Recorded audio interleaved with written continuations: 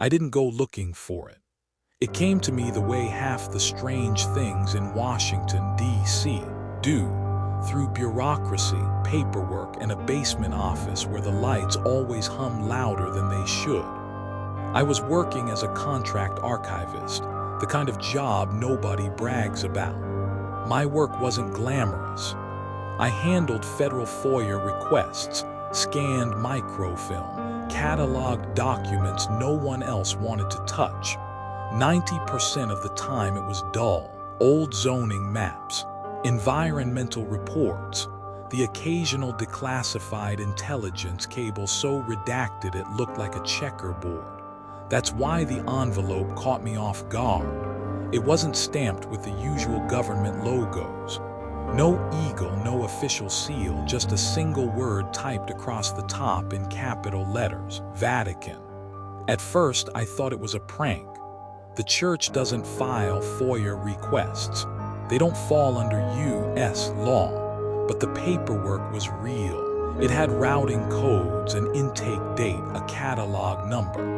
Someone somewhere had placed it in our system, and because of a clerical error, it landed on my desk instead of being routed to restricted archives. The number was what hooked me. Romans 17c/168. No title, no description, just that. I slipped the folder open. Inside were microfilm reels, 4 of them, brittle with age, stored in cardboard boxes that smelled like mold and dust. Each box had a typed label. Reel 1, notes illegible. Reel 2, mouth light, remember. Reel 3, audio. Reel 4, seal of silence. No instructions, no request form, just reels. I knew what I should do: bag it, tag it, log it, file it away and forget it. But the label on Reel 2 burned in my mind. Mouth light, remember. It felt less like a title and more like a command. So I threaded the first reel into the reader. The images flickered into view, black and white, frame by frame. At first it looked like a scholar's notebook. Messy handwriting, diagrams, phonetic syllables scrawled in the margins. Some were Greek, some Latin, but others were characters I didn't recognize, angular symbols that curved into one another like script meant to be sung instead of spoken. One page repeated the same sequence of words. Pe ka, he ka, se rem. Underneath, a note in English, not translation, sound itself matters. Then a drawing, a human profile with an open mouth. From the mouth, lines radiated outward like beams of light. Next to it, 3 words written in block letters. Mouth. Light. Remember. I shivered. It was crude, childlike even, but it pulsed with intention, as though the author wasn't illustrating an idea but documenting an experiment. More frames. A sketch of a stone tablet covered in hieroglyphs. A margin note, Papyrus 1824, Lyon Museum, right arrow confiscated. Next frame, a typed memo on Vatican letterhead. Blurry, but I could make out the seal, the Latin heading. One phrase was underlined 3 times, Sigillum Silentiae, the seal of silence. The memo read like an order. Do not translate, do not copy, do not speak, archive only under Romans 17c. The next frames were missing, the reel suddenly blank. I leaned back from the reader. The air in the basement felt heavier. I told myself it was the dust, the lack of circulation, but a part of me already knew I had opened something that wanted to stay shut. Curiosity won. It always does. I loaded Reel 3. The label just said audio. The microfilm reader couldn't play sound, but someone had spliced in photographs of wax cylinders, the kind used in the late 1800s. Beside each cylinder was a handwritten note with timing codes. At the end of the reel was a modern cassette tape photographed in evidence bags. There was an index card too, the only one typed in English. Do not play aloud. Archival copy only. Frequency range ~111 Hz. Effects unpredictable. I shouldn't have done it, but I tracked down the cassette. The archive had a matching entry mislabeled under anthropology/religious studies. I signed it out like any other researcher. Nobody stopped me. Back at my apartment, I dug out an old tape deck. The hiss came first, then a low, rhythmic pulse. Not music, not even chanting, just a vibration, like a hum that pressed against the inside of my chest. The longer it played, the more it changed. I swear the sound began to form shapes, not in the air, but in my head. My thoughts weren't just thoughts anymore. They were aligned like my brain was a tuning fork. I could almost see the waveform stretching across the walls, pulsing with the beat of my own heart. And then I heard it. A voice. Not English, not Latin, but something older. The syllables matched the notebook. Pe-ka, he-ka, se-rem. Each repetition grew louder without the volume changing, as if the words were bending space rather than sound. The lights flickered. My tape deck shut off. But the sound didn't stop. That night I dreamed of stone corridors lit by torches. Symbols glowed faintly on the walls, snakes, suns, eyes without pupils. I was walking barefoot, but the floor wasn't stone. It felt like skin, warm and breathing beneath my steps. When I woke, my apartment smelled of incense, and there was an envelope on my doorstep. No postage, no address, just 3 words in block letters, not alone. Inside was a photocopy of a Vatican memo. It was the same one I'd seen on microfilm, but clearer this time. At the bottom was a handwritten scrawl. Romans 17c/168 must remain sealed.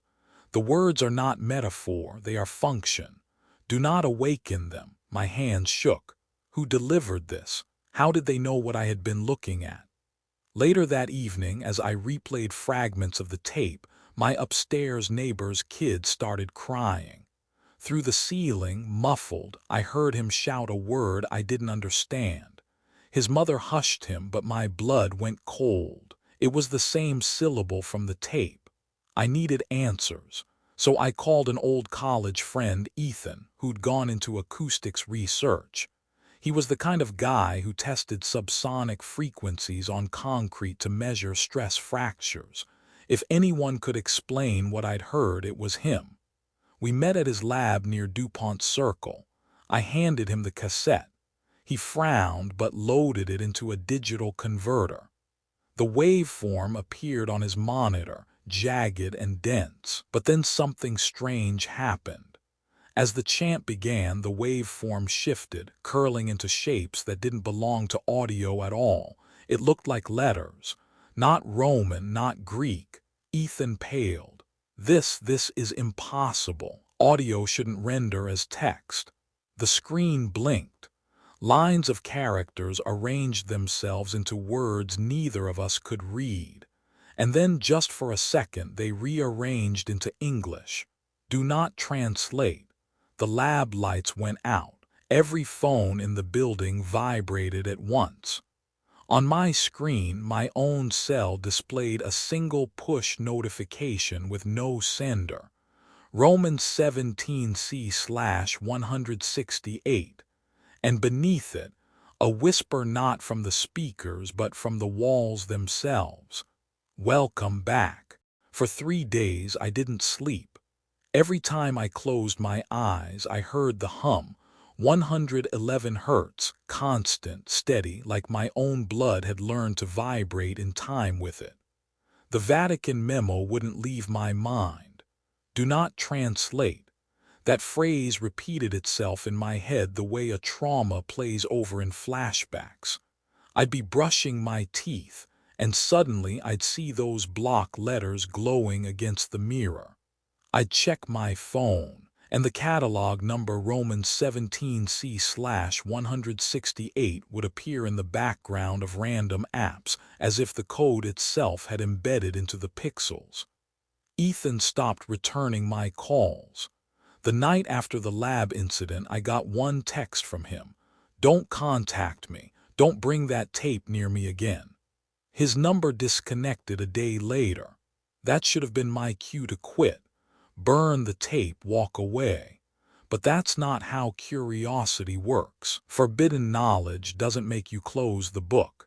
It makes you keep reading even when the pages cut your fingers open. I tracked the numbers. 111HZ. It wasn't random. That pitch shows up in all sorts of strange places. Temple acoustics in Malta, the King's Chamber of the Great Pyramid, even in some Gregorian chants if you slow them down. Archaeologists call it resonant architecture.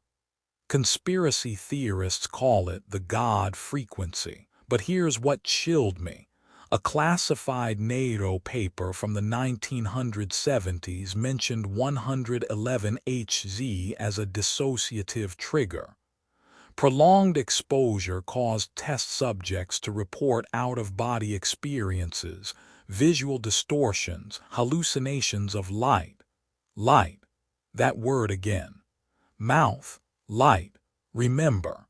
Was it coincidence? Or had the Vatican known all along that the spell wasn't myth but sound science? Ancient Egyptian acoustics weaponized centuries before physics caught up. I set up a test in my apartment. Old speakers, waveform generator software, a safe environment, or so I told myself. I wanted to know what would happen if I replicated the frequency without the chant. At exactly 111HZ, the glass on my kitchen counter quivered. The air thickened, like humidity had doubled in a second. My cat bolted under the bed and wouldn't come out, and me. I felt lifted, not spiritually, literally. My body buzzed, bones trembling in harmony. Shadows in the room stretched unnaturally, bending toward the speakers. Then just as suddenly my laptop crashed. The screen went black, but the sound continued. The waveform generator was dead, unplugged, yet the frequency didn't stop. Instead, a new layer crept in. A whisper. The same syllables as before.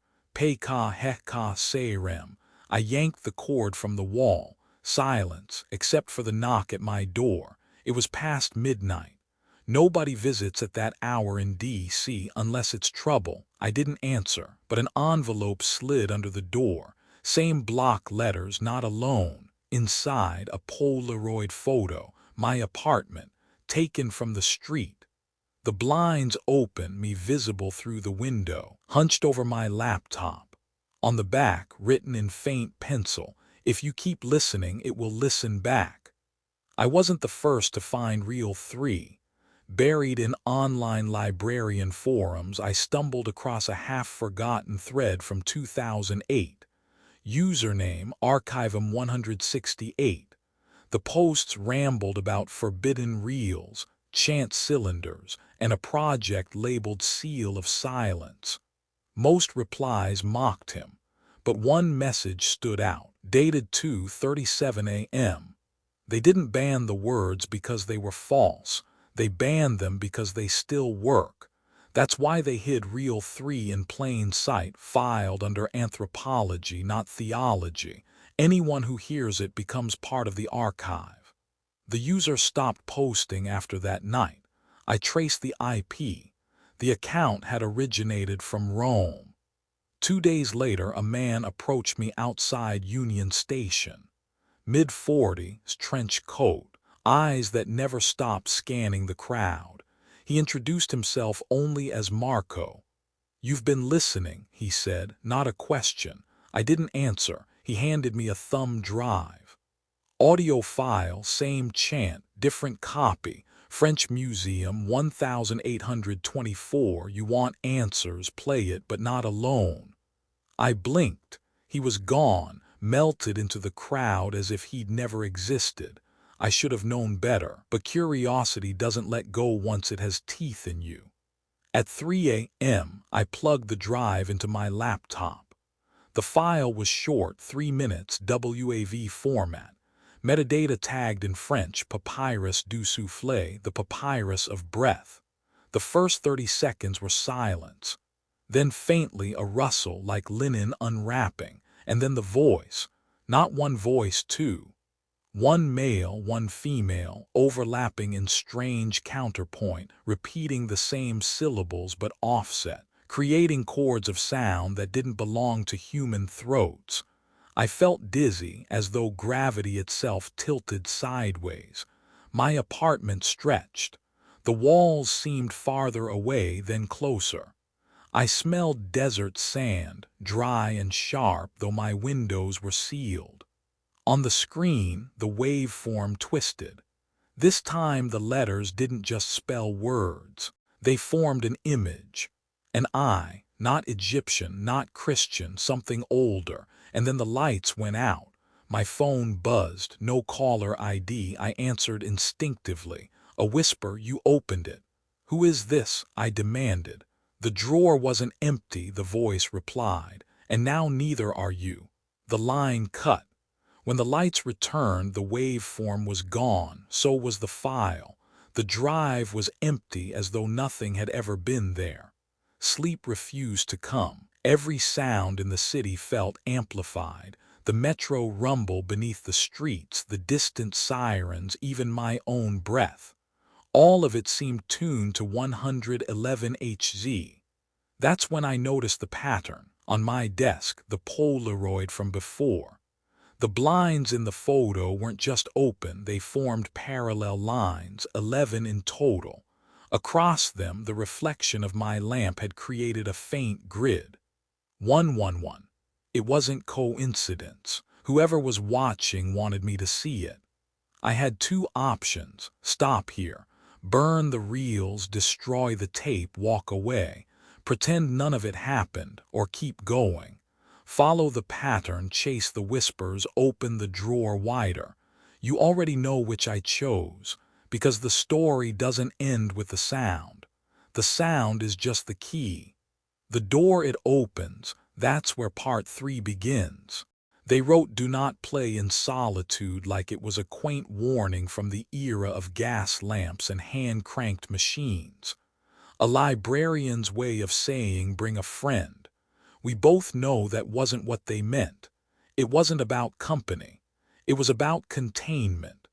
2 days after Marco handed me the thumb drive that erased itself, another envelope came. No stamp, no return address, same block letters as the others.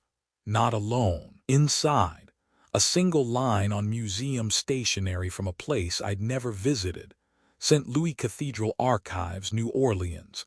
And beneath the letterhead, a title I'd heard once already on microfilm. Papyrus du Souffle, 1824, Trunk 6, Jesuit. There was a penciled symbol next to it, a small hooked mark I'd seen next to mouth in the diagram, like a shepherd's crook or the curl of a breath caught mid-turn. The memo didn't ask, it dared. By the time the sun scraped down the sides of D.C., I'd bought a one-way ticket. New Orleans air does a particular thing to electric light. It puts a halo on everything: traffic signals, porch bulbs, the blue glow of phones. When the cab rolled past the quarter, the halos pulsed like they were trying to keep time. The driver, a woman with wrists full of festival bracelets, asked why I was in town. I said the wrong thing. Archives. Church or city? Church. She made a face people make when the story knows more than the teller. You a reporter, closer to a clerk. Clerks don't fly here for church paper. She tapped the steering wheel. You want St. Louis or the Jesuits across town? St. Louis Cathedral first. Then, before I could edit it, I think there's an old trunk. She didn't respond until we passed a block roped off with orange mesh. They closed a side chapel last year, she said. Said it was construction. Nobody hammered a thing. What happened? She shrugged. Sound like the room was praying without a person in it. People fainted. Couple folks said they smelled incense when no candles were lit. She looked at me in the mirror. You look like someone who's gonna open a door and ask why there's wind. Is that a local proverb? It is now. When she dropped me, she didn't pull away quickly. She waited until I stood under the live oaks, then said, "Don't listen alone, like a benediction for idiots. Front rooms lie. They show you the parts that behave." The receptionist gave me a smile kept in a drawer and a pen on a leash. "Appointments only," she said, "which is museum for go away kindly." I slid the stationery across to her. She looked at the letterhead, then at me, then at the hooked mark next to Papyrus du Soufflé like it was a doodle she'd seen in a dream. "Who sent this?" "No name, but your stationery." She made a phone call with the volume turned down and her eyes turned up. 10 minutes later, a door I hadn't noticed opened and a woman stepped out who technically qualified as an archivist but spiritually qualified as someone who carried keyrings that don't fit on belts. Late 50s, gray hair pulled back, hands that knew what parchment should feel like. "You're here for trunk 6, she said, not a question. "I'm here to look at a label." "You'll do better than that." She motioned. "Come." The back room smelled like beeswax linen, and the kind of silence that knows names. She laid a ledger on a table and opened to a page where entries were written in 3 different hands over 100 years. Trunk 6 had a short history. Acquired 1894. Origin, Jesuit mission. Contents, mixed audio/liturgical/unclassified. Handling, restricted, do not play in solitude. She closed the ledger like a secret had just rolled off the edge of the table and put her palm on a steel shelf. "It's heavy," she said. "You'll need help." She looked past me to a young assistant with a saint's cap and the nervous energy of someone who learned too quickly that old things don't die. He and I eased the trunk onto a cart. Its wood was stained darker than age. A small brass plaque on the lid was etched with a cross notched by a tiny ibis, Thoth hiding in a Jesuit badge. "Who added that?" I asked. "Whoever didn't want the obvious to be obvious." She slid a key into a lock that had been turned many more times than the ledger admitted. The hinges breathed. Inside, muslin wraps, a stack of foolscap tied with ribbon, a leather wallet of index cards, a bundle of wax cylinders in felt sleeves, and a single Edison-style phonograph crank, as if the trunk had been caught mid-departure and never allowed to arrive. On top of the cylinders, a card in block letters, "Do not play in solitude." The archivist didn't lecture. She just placed a small pouch beside my hand. "Myrrh," she said. "It'll smell like this before it does anything. Happens every time we open the trunk." I stopped telling myself it's in my head. I asked the dumb question. "What will do anything?" She smiled the way you smile at a child who thinks thunder is personal. "Whatever plays when you play it." "You've listened." "Never," she said then after a beat, "not with my ears. We don't get to choose which sentences crawl under our skin. If you want to listen to a wax cylinder, you need a machine made for its teeth. The cathedral does not lend you theirs. The archivist gave me an address a few blocks away. He does repairs for us," she said. "Be kind to his tools." The shop was on Charters, a narrow cave of wood, brass, and the ghosts of songs. Banjos on the wall, a Victrola in the corner with a velvet mouth that looked too ready to swallow air. Microphone stands from eras when microphones dressed better. The man behind the counter looked like he'd been born with a wrench in his hand and a record under his heart. "Arlo," he said, shaking mine. "What kind of trouble?" "The kind that asks politely," I said, setting trunk 6 on his workbench. He whistled, low and genuine. "I've worked on their machines." He brushed his fingers over the plaque, never on their secrets. I showed him the felt sleeves. He slid a cylinder into the leather saddle of an Edison player he'd rebuilt like a prayer, oiled the feed screw with the care of a person who knows metal will only talk to you if you talk nice first. He cracked the case on a small preamp, wired the horn to a modern interface, and set headphones on the bench between us like the question was who would be braver. "You see the card," he said, nodding. "Do not play in solitude. I saw. You alone. Not anymore." He looked at my bag as if he could hear the cassette I hadn't brought. "Before we do this," he said, "I need to know if this is music or if we're going to open the walls and ask why they breathe." "Both," I said, which is not a genre but should be. He put the needle down. The first sound was the sound of machines trying to remember what fidelity means. Hiss, scratch, the nervous laughter of gears. Then the hum arrived, exactly where a part of me had expected it to be. 111 hertz, not loud, not quiet, the altitude your chest takes without asking lungs for permission. Arlo frowned at his spectrum. "That shelf is too strong for the equipment." "It's not in the equipment," I said. He turned a dial. The hum didn't care. It brought friends. Layers of breath folded in. Two voices, offset like the stutter of an echo in a stone hall. One lower, one higher, male and female or something that wears those masks when it needs to. They weren't singing. They were calibrating. The room changed shape. The fluorescent light above the counter went soft around the edges, and then held there the way a note holds when the singer knows how not to be afraid of air. The smell arrived, same as the trunk, a sweetness with its own gravity. Frankincense mingled with myrrh the way somebody who never left a temple would mix them. Arlo raised his hand, a small gesture like a person does to ward off an animal he doesn't want to spook. "You feel that?" "Yes." "What do you call it?" "Instruction," I said, and my tongue did the worst thing it can do in a room like that. It remembered. My mouth moved before I gave it permission. The syllables from the notebook crawled out of me like a name I wasn't supposed to know. "Pe," the hook. "Ka," the circle. "Heh," the light upturned. "Ka," the light returned. "Say, rem," the feather laid down, the leaf that floats. The sound didn't get louder.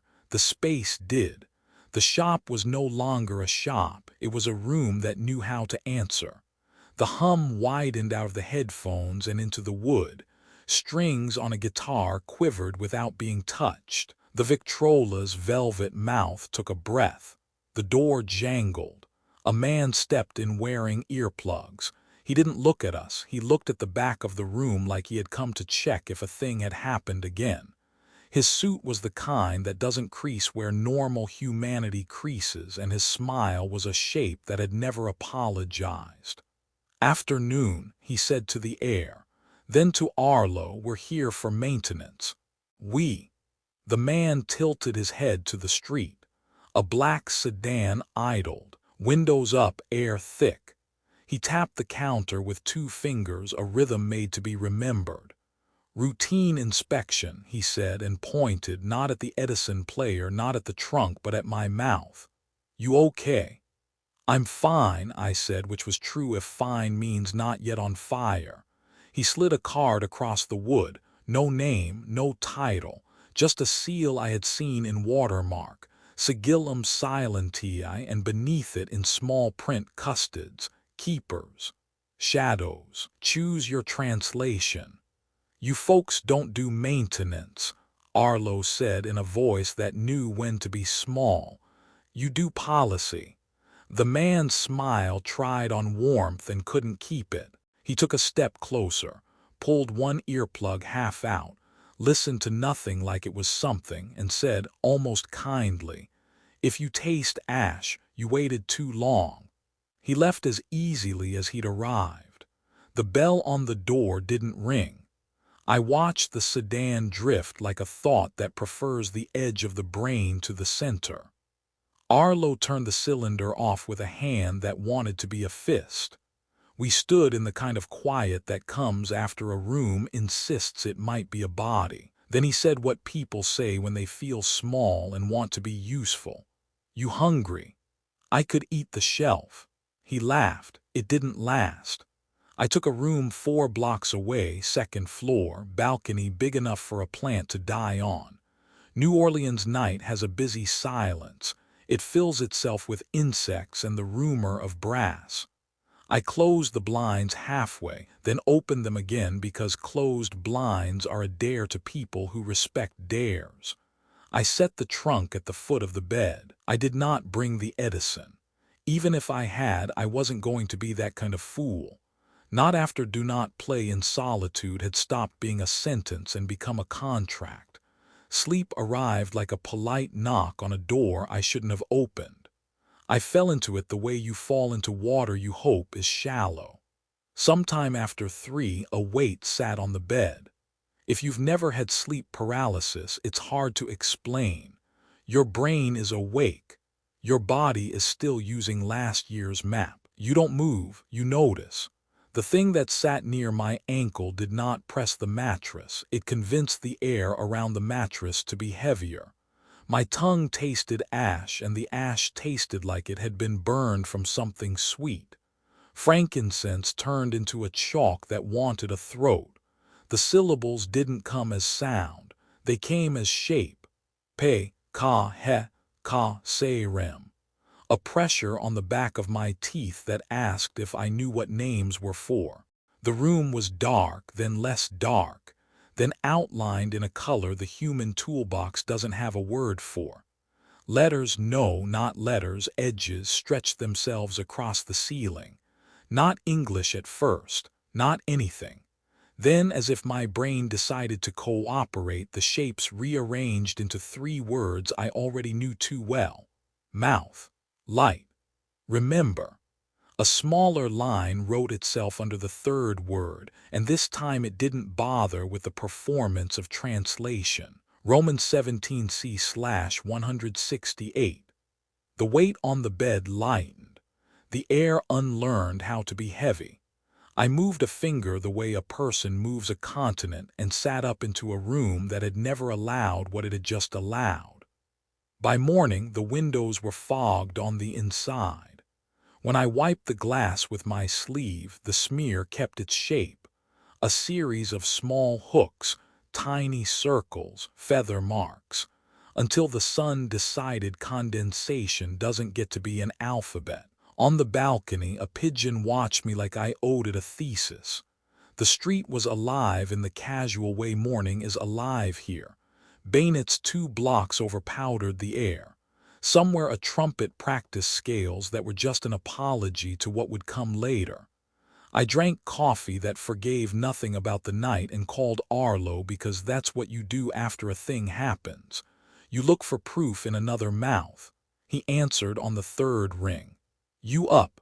Barely. You taste ash. Yes. Then it heard you. When you put your hand inside a trunk that already made you sign a contract with your body, you move like the wood might decide your fingers are not invited. I pulled the muslin aside gently. The stack of foolscap was tied in the careful bow of someone who prays with rope. The leather wallet of cards opened with a sigh. Names, places, dates. Upper Egypt penciled in the corner of more than one entry, each line ending in a notation that wasn't a title. Add, index, Romans 17c/168, non-traducere. The last card was thicker. It had a groove where a string had once held it to a larger thing. On the back, a note in French. La liste Messie à jour n'a pas de titres, seulement des nombres. The updated list has no titles, only numbers. I set the card aside and ran a palm along the inside edge of the trunk. My hand caught on a lip. A board that looked like the floor was a floor in the same way a smile can be a mask. I pressed, and it lifted. Beneath, A false bottom and a canvas bag that had been waiting for a century for someone who didn't deserve it. Inside the bag, a map on vellum, a broken wax seal in black, a thin booklet stitched with thread the color of old smoke, and a metal tag engraved with a number that made my spine behave like a filing cabinet. Romans 17C/168.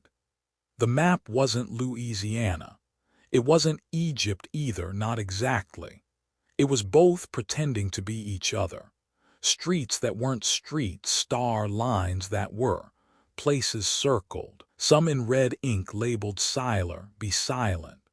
A small X near the cathedral matched the grid like a memory overlays a city after you've told yourself it shouldn't. The booklet was worse. The cover bore a simple title hand-inked by a person who wrote like a scribe and drank like a field agent. Ritual of Breath, copy, 1824 French Museum. Inside, phonetic lines, not meaning, sequence. Breaths marked by dots, gates marked by small squares. A line of Latin in the margin of page 3, then scraped away with a knife. The ghost of it still legible if you tilted toward the window. Non traducere, don't translate. At the back, a slip of paper glued into the spine, sized like it had been begging to be overlooked. The script was Coptic and something else, a braid of languages that refused to form a clean family. Underneath, in English, one line added much later in ballpoint, a vandal's footnote. Read the number, not the name. I didn't have to be clever. The metal tag was the same number as the one in my mouth. Romans 17C/168. The booklet did not care for names, it cared for addresses. Don't do this in my shop, Arlo said when I showed him the booklet. Whatever that is, it wants a room built for it. The cathedral, I said, which is the kind of sentence you say to find out if you're a coward. They closed a side chapel, he said. They didn't hang a single sign that explains why. We went that night because daylight has a way of making bad ideas behave, and we needed them to misbehave.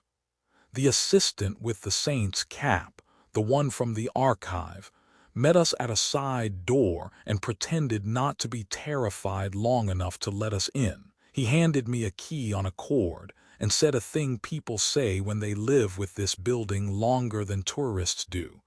If you hear a chorus without people, leave. The chapel was small, wood darkened by fingers and years, marble that remembered every candle. A plaque on the wall said a saint's name. A penciled X half an inch below said Siler in a hand that didn't belong to plaques. The room had geometry that pretended not to be geometry, arches that fed sound back to the mouth that made it, a corner where whispers go to climb ladders. Arlo stood in the back with a small recorder that would either fail or fail interestingly. I stood near the front with the booklet open to page 3 because my ethics had agreed to stop before page 4. Only the numbers, I told my mouth. Not the name. I spoke the number Romans 17C/168 not like a number but like a sequence, metered across breath as the booklet suggested. The air responded the way a pond responds to a thrown stone, not loud. Present, ripples you feel in your ribs. Then I made the bigger mistake because that's what this story is about. I whispered the 3 words that make everything else behave like a reply. Mouth, light, remember. Something in the room bent. Microphones like to lie kindly. Arlo's did not lie at all. The meter on his handheld dropped to 0 as if the machine were being polite about the room's choice to sing without asking it. The recording cut, then resumed with a brief smear of sound that didn't fit between seconds. That smear had letters inside it. He looked at me and shook his head once. Not no more, no names. I stopped. The room did not. When we left, the young assistant was making the sign of a cross in the air in a way that could have been prayer or could have been geometry. His hands were shaking. Mine weren't. They waited until we were on Charters, out where the brass had started to arrange itself for the night, before they remembered to tremble. My phone buzzed with a number the screen refused to show. I let it go to voicemail because I am smart in very small ways. The message was 6 seconds long, a breath, a syllable that refused to be a syllable, and a sentence in English that didn't try to scare me because it didn't need to. Stop singing in our house. They didn't come to the shop. They waited across the street, two men who looked like off-duty accountants, until you noticed their shoes were wrong for this humidity. The same black sedan from earlier. Same patience. Same idling that says we can be here longer than your breath. Arlo pretended not to see them. He handed me a brown paper bag with a loaf of bread and a thumb drive he didn't admit he'd made. Spectrum from last night, he said. It drew letters when the meter died. What letters? Not ours, he said, then added, and ours. He tapped the bag, copy of a copy, keep it moving if you can. Moving. Formation gets heavier when it sits. We split up. He turned left, I turned right. The sedan didn't commit to either of us, which is a kind of threat made with no hands. At the corner, a woman in a white dress sold candles from a folding table and didn't look up. I bought two because sometimes you buy things to tell the city you live here briefly. She put a small paper packet in the bag without asking me if I wanted it. When I looked later, it was salt. Back in the room, I lit one candle and then didn't.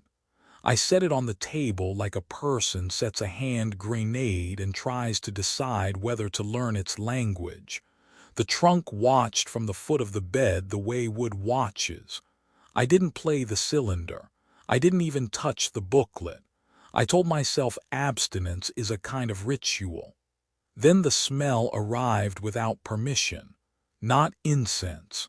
After incense. That trace on the air that rides home on your coat when you leave a place that believes the word wholly changes oxygen. My tongue filled with chalk again, and the chalk told me it had died a meaningful death. Ash from something blessed. I opened the balcony door and let the noise in because noise is a wall. It didn't help.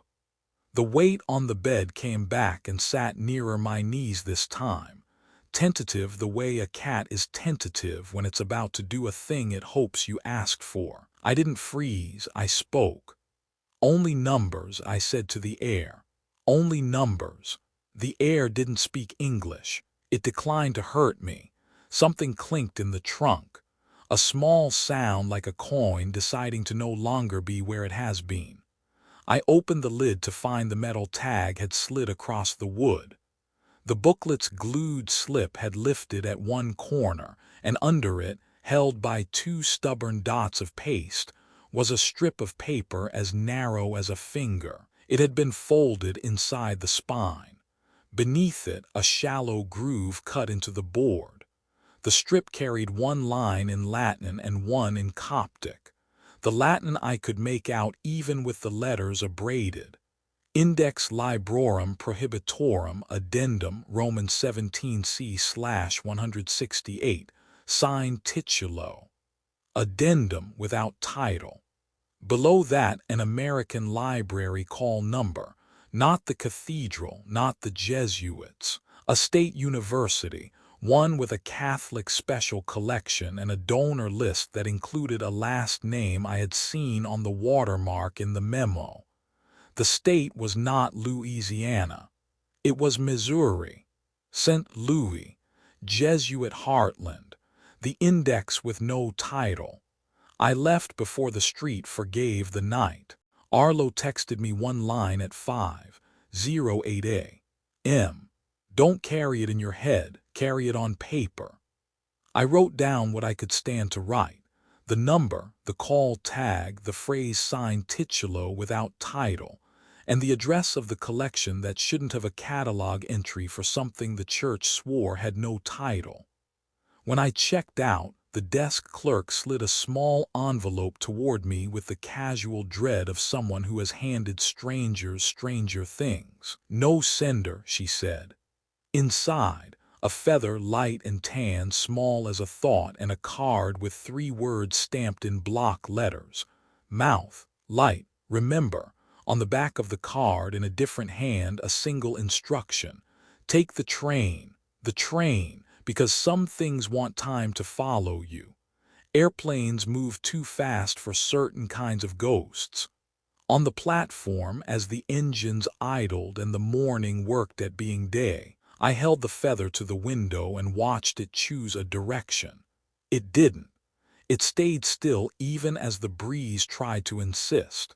The feather did not belong to the weather. It belonged to a scale. Somewhere deep in the Vatican, someone had written a rule and hid it inside a number. Somewhere in America, a library had accepted a donation that didn't admit its name. Somewhere in my mouth, a shape had learned how to be a lock and a key at the same time. When the train pulled out, my phone buzzed with a message from a number that would never appear in my bill. If you read the name, you pay the price. If you read the number, you pass. I looked at the feather and made the smallest promise I could make. Numbers. The wheels found their rhythm. It wasn't a drum, it was a breath. The city fell behind. The track turned north. I closed my eyes and saw a catalog that did not list titles, only addresses, only Roman 17C/168, stamped like a seal across whole shelves of unnamed things that still worked. And for the first time since this began, I understood that the seal of silence wasn't designed to keep evil out. It was designed to keep a verb in. Trains make time honest. They don't skip like planes, they stretch. Each mile is a reminder that distance is not just geography, it's agreement. By the time I reached St. Louis, I'd rehearsed the lie I'd tell the library staff. Researcher, comparative theology, Jesuit marginalia, all technically true if you ignore the intent. My bag carried the feather, the booklet, and the metal tag.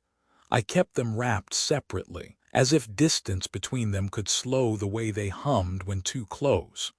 The feather hadn't moved since New Orleans.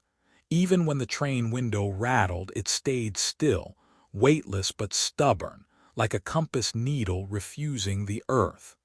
Jesuit colleges look like they were built to intimidate silence. Gothic towers, arches too proud for their bricks. The special collection's wings smelled of leather bindings and old donations. Portraits of donors lined the hall, men in suits with eyes too intent for oil paint. At the desk, a student worker smiled the way students smile when debt hasn't finished eroding them.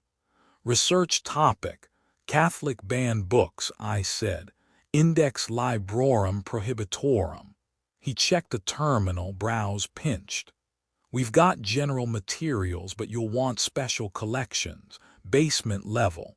They don't circulate. The basement had no right to feel colder than upstairs, but it did. A steel door buzzed open after a bell. Inside, aisles of compact shelving, each rolling on tracks, a world of books squeezed like lungs between ribs. The archivist on duty was an older man with white eyebrows and a jaw set by habit. His badge read Dr. Keller. Topic, he asked. Index prohibitorum, addenda. That caught him, his gaze sharpened. We don't normally get interest in that.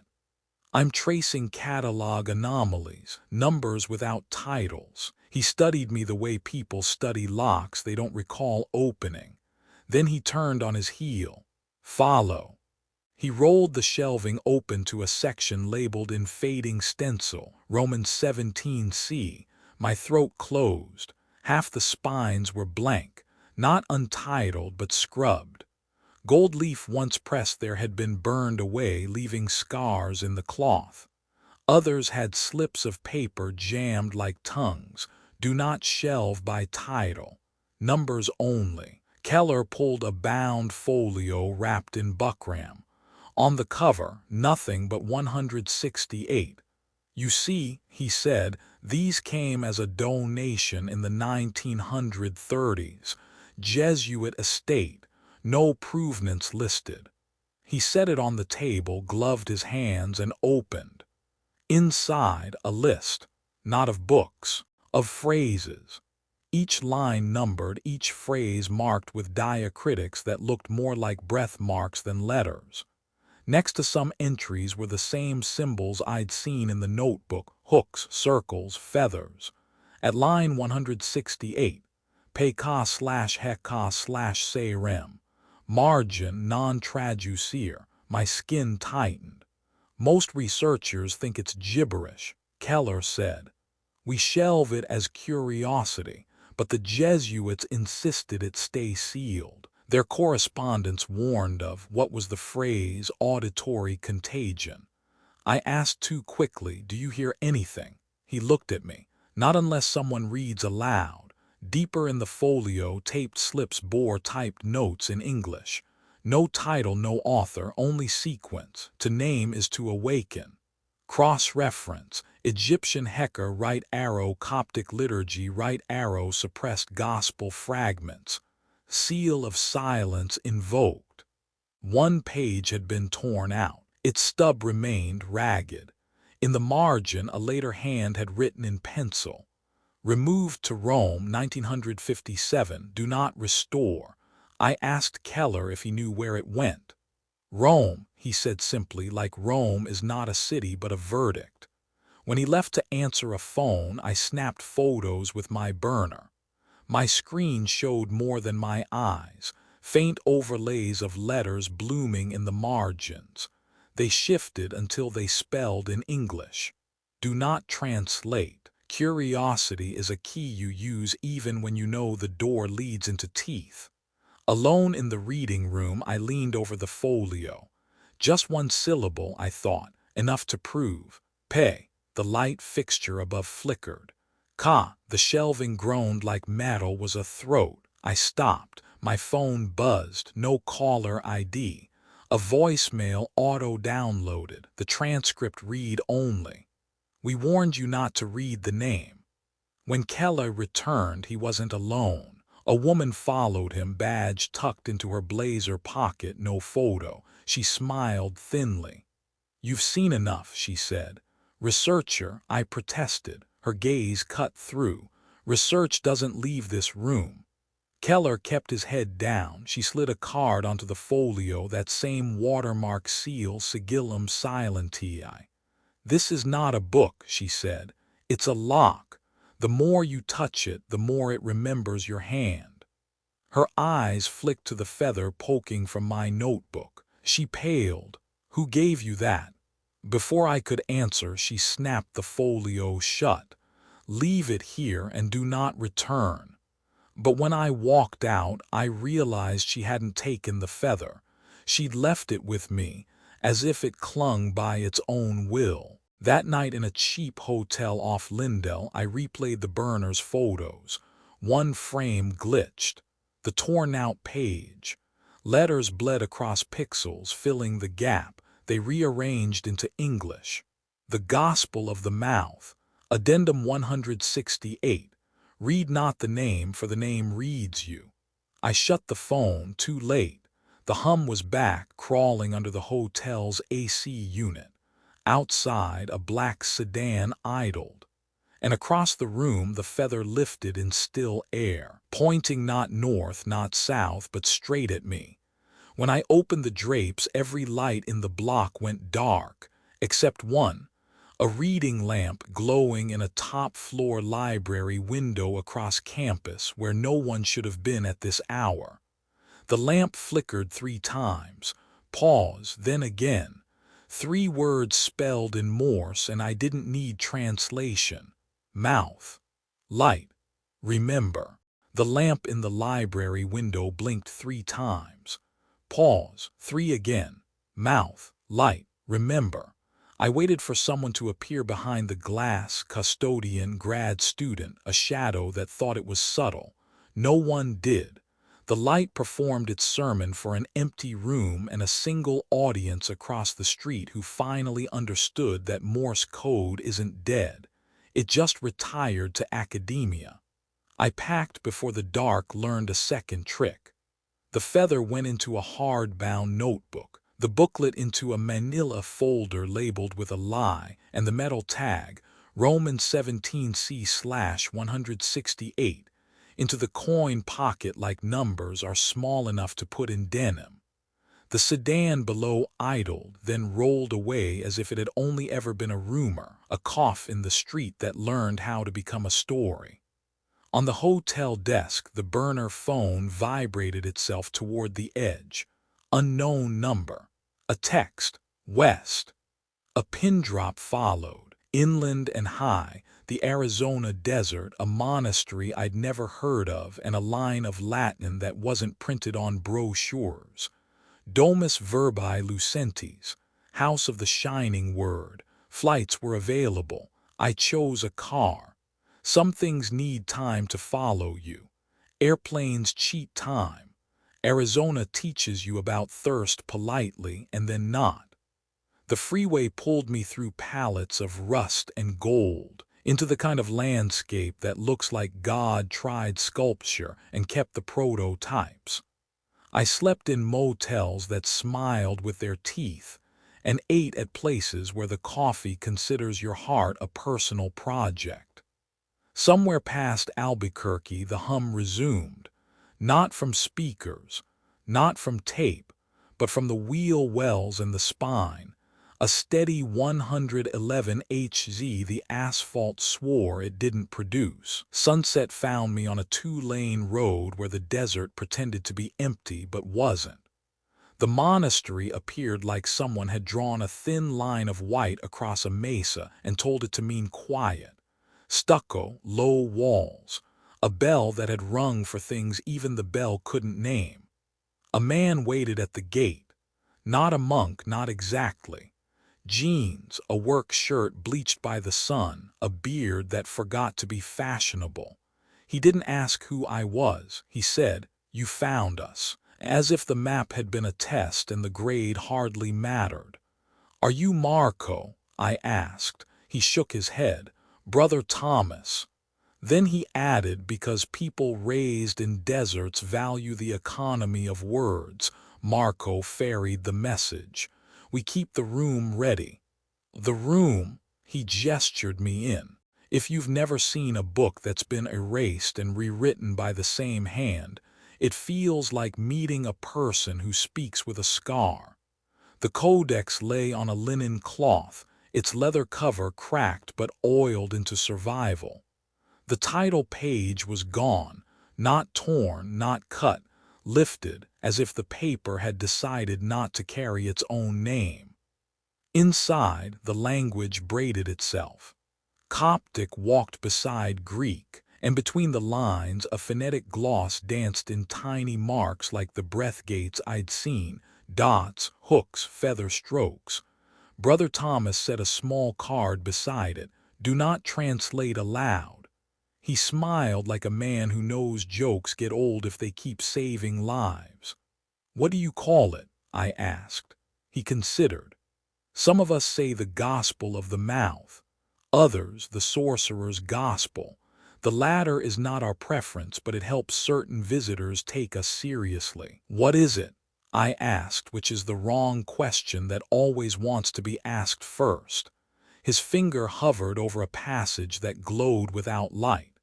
"It's what people wrote when they loved Jesus and remembered Egypt at the same time."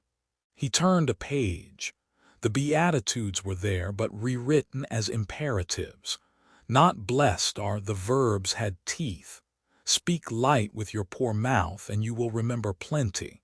Speak breath with your morning mouth and you will remember comfort. Speak truth with your hungry mouth and you will remember fullness. Imperatives, I said. He nodded. Instruction. I traced a marginal line, careful not to touch. The ink had oxidized to brown, frankly, but the cadence under the words stayed young. Each phrase carried a count, beats that told the voice where to stand. "Who wrote it?" I asked. He shrugged. "Desert. Names are for graves, this was for mouths." He took me down a corridor with walls the color of bone and into a chapel that did not fit in a building this size. The ceiling was low but not oppressive. It sat the way a hand sits on a forehead when it wants to bless without permission. The corners were built for echo, not for storage. "I've seen this geometry," I said. "New Orleans, the side chapel." He smiled. "We make rooms to remember rooms." On the far wall stood a simple table with a simple cloth and a bowl of water that hadn't learned how to evaporate. Above it, a small rectangular mirror hung like a window that decided to be obedient. I flinched. Mirrors in this story tend to refuse their job. "It's not that mirror," he said, reading the small noise my throat made. "It's our mirror, and yes, we keep it covered unless we invite it." He set the gospel on a stand. "You're not here to read, you're here to witness." "To what?" He opened a side door. A woman stepped in, mid-30s, a face that had tried on a dozen New England winters and kept the eyes. She wore a hospital bracelet cut loose but still clinging, and a tired bravery you can't buy. "This is Sarah," Brother Thomas said. "She agreed to be here." "You're running a trial," I said. He winced at the word. "We're running a vigil." Sarah sat in the front row and looked at the bowl as if it had told her something earlier she hadn't finished hearing. Brother Thomas placed a small stone in my hand, black, smooth, warm despite the room. "Obsidian?" I asked. "Basalt," he said. "From a field that remembers the night. If you start to float, put it under your tongue. It tastes like geography. It will bring you back." I laughed the way you laugh when a person offers you a parachute with instructions carved in a language birds prefer. The gospel does not begin with Jesus. It begins with breath. Brother Thomas didn't chant. He counted softly, a gentle metronome that invited Sarah's body to trust it.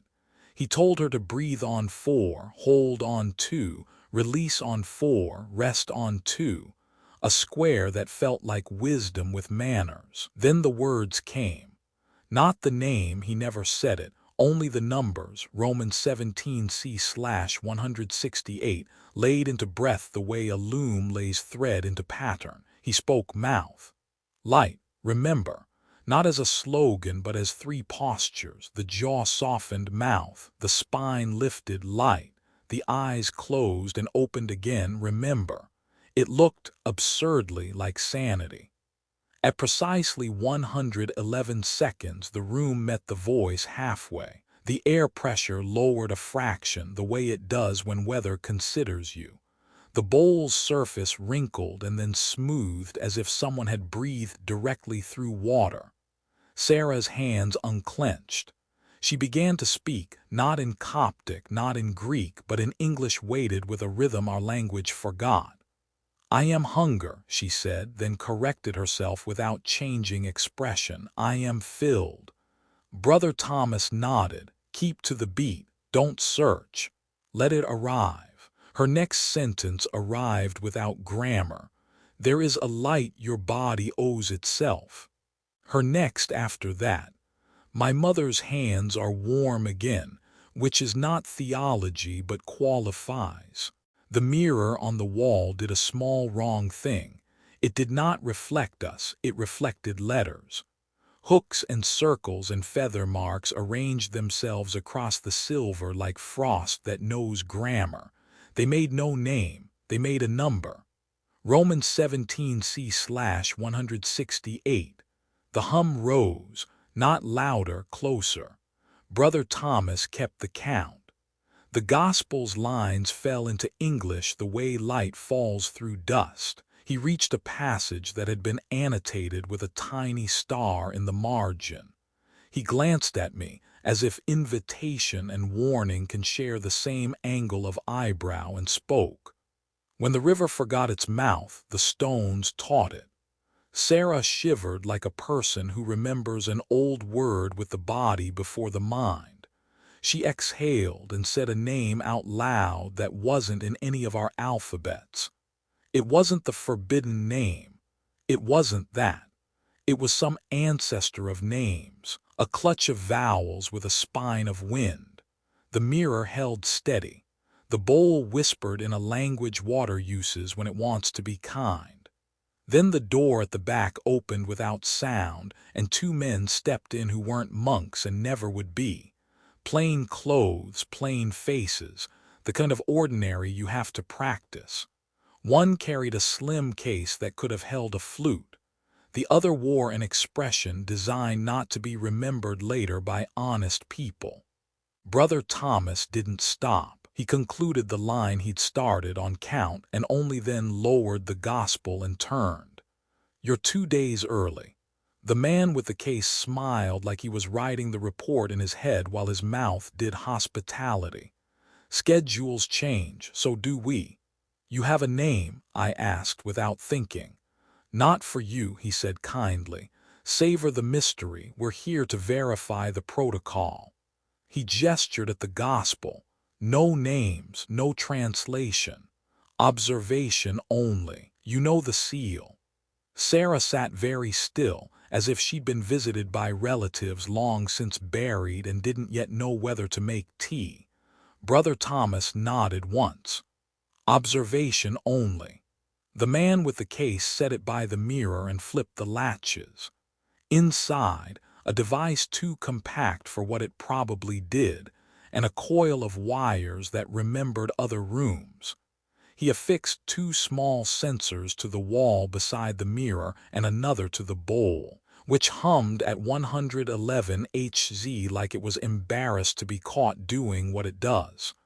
"You don't believe," I said. The man's smile didn't move. "Belief is a budget item we measure. And then, if it measures, we manage," he said. And the second man, who hadn't spoken, folded his earplugs into his palm and scanned the chapel like you scan a dog park before letting your dog off leash.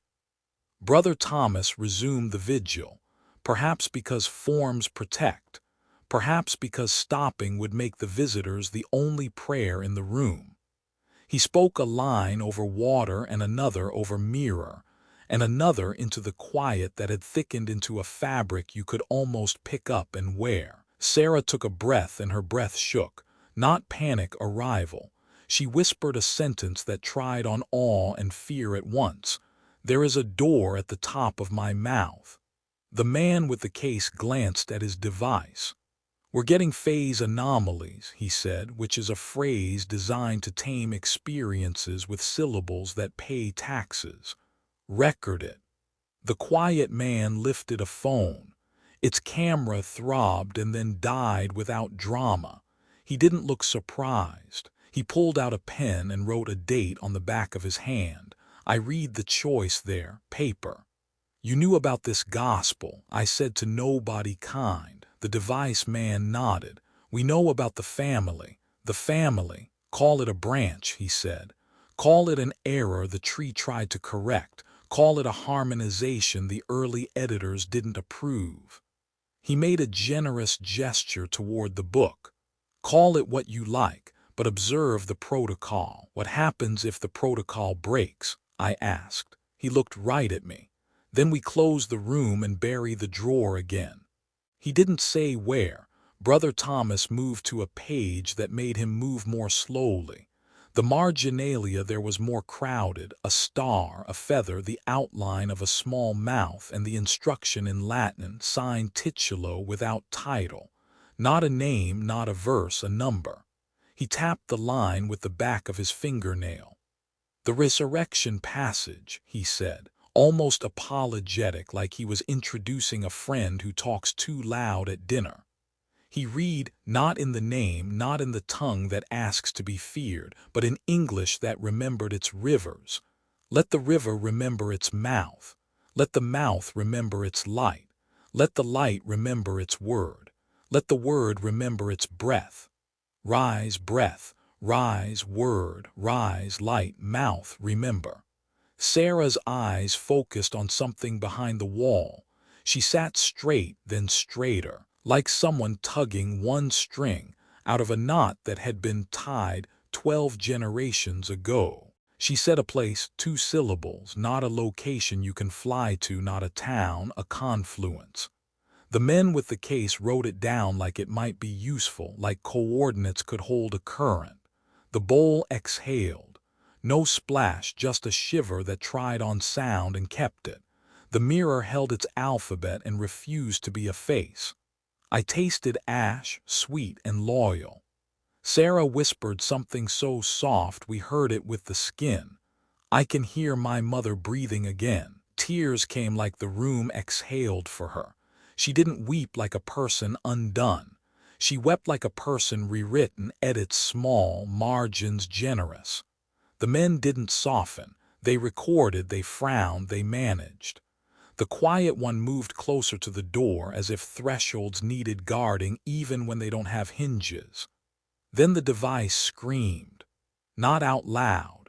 On the screen, an overload, a spike that drew a bright mountain through digital hills. A peak labeled in tiny font, 168.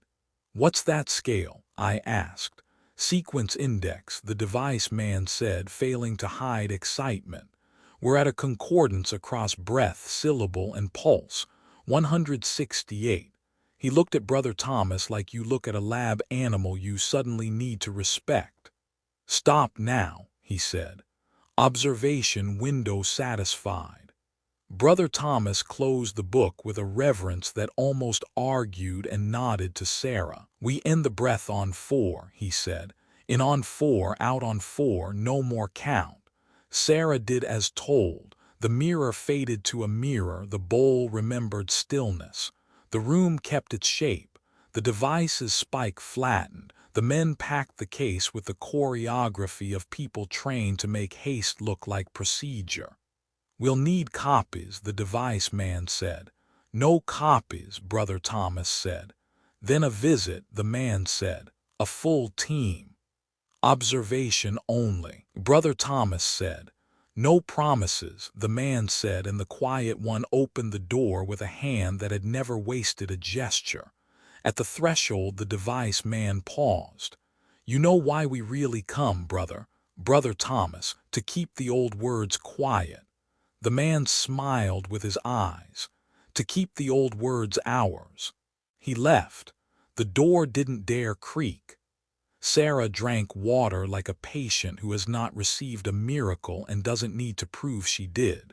I walked to the mirror and saw my face again, which is only sometimes a relief. In the lower left corner, so faint I thought it a scratch, a small line had etched itself. Romans 17c/168. Metal tag in the pocket, Brother Thomas said, almost cheerful. People think numbers are less personal. Then a number follows them home. I told him about St. Louis, about the lamp, about the librarian with no badge photo, about the phrase signed titulo and the index that lists with addresses instead of names. He nodded like I'd brought back news about a fence line built when men still shoved boundary stones with their hands. He brushed his palm across the gospel like you brush an old dog's rib cage. They always want to put things back in drawers, he said. The drawer never stays empty. What is the price? I asked. For what? For remembering. He looked at the mirror, then at me. You stop being able to pretend you're alone when you talk. I laughed, then didn't. He added, also, some of us lose the ability to lie to ourselves. That's inconvenient, but it's not the worst. What's the worst? Sometimes it opens a door for someone else. He looked at Sarah and not at me when he said it. She'd come for grief, not spectacle. Her mother had died with a name for light on her lips and no one near who knew how to speak it back. The hospice had done its beautiful labor, the chaplain his best. the nurse her tender arithmetic of morning meds and evening tendernesses. But it felt like there was a word missing, Sarah said, like we were all whistling around it. She'd found the monastery because the internet can't help itself. It threads rumors with recipes and sometimes places you in the stream where both happen to be true. She expected meditation. She found a room that knew when to answer. "What did you hear?" I asked. "Not my mother," she said quickly, almost fierce. "That would be too neat." "I heard," she struggled.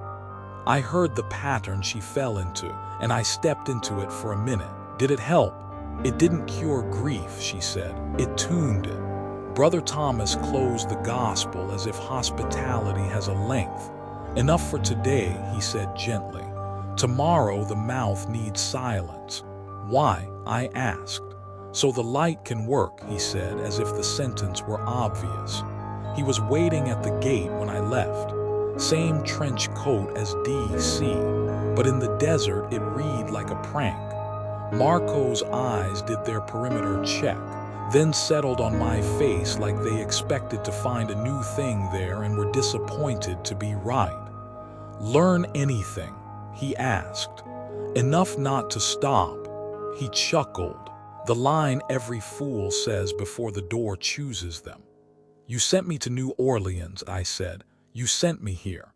"I didn't send," he said. "I routed." "For who?" "For the part of you that can't pretend you're alone when you talk." He handed me a manila envelope. Inside, a single sheet, a scan of a page torn from a folio, the missing page from St. Louis. The header in Latin read like an apology.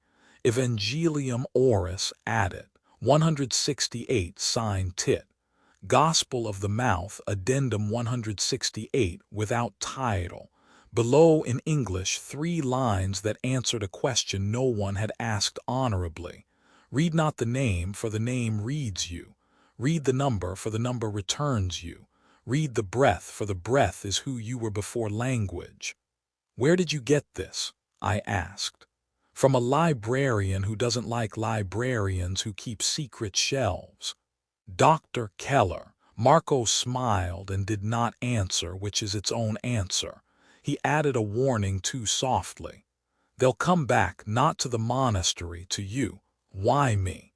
"Because you keep taking paper," he said, "and because you keep speaking in rooms that answer." He turned to go, then remembered his duty and gave me the thing messengers earn the right to say after they've delivered enough envelopes they didn't open. "If you must read, read near water." "Why?" "Water forgets and remembers correctly," he said, like a scientist trapped in a proverb. I drove north with the envelope on the passenger seat like a companion who refuses to pick the radio station. The desert gave way to mountains that thought about being weather, and then to a plateau where the sky practiced being a statement. I avoided interstates. I chose roads that asked if I were serious. Near the Utah line, the land flattened into salt and the sun dropped into a bowl someone had carved too big. I pulled over because the phone told me to, not with a notification, with that vague, insistent screens have when they know your attention is a verb. The text came from a number that is not a number. "Speak once." Only the number. I stood at the edge of a dry wash that had not been dry recently and read Romans 17c/168 the way the booklet instructed, in breath with count without name. The air did not stir. The salt did not.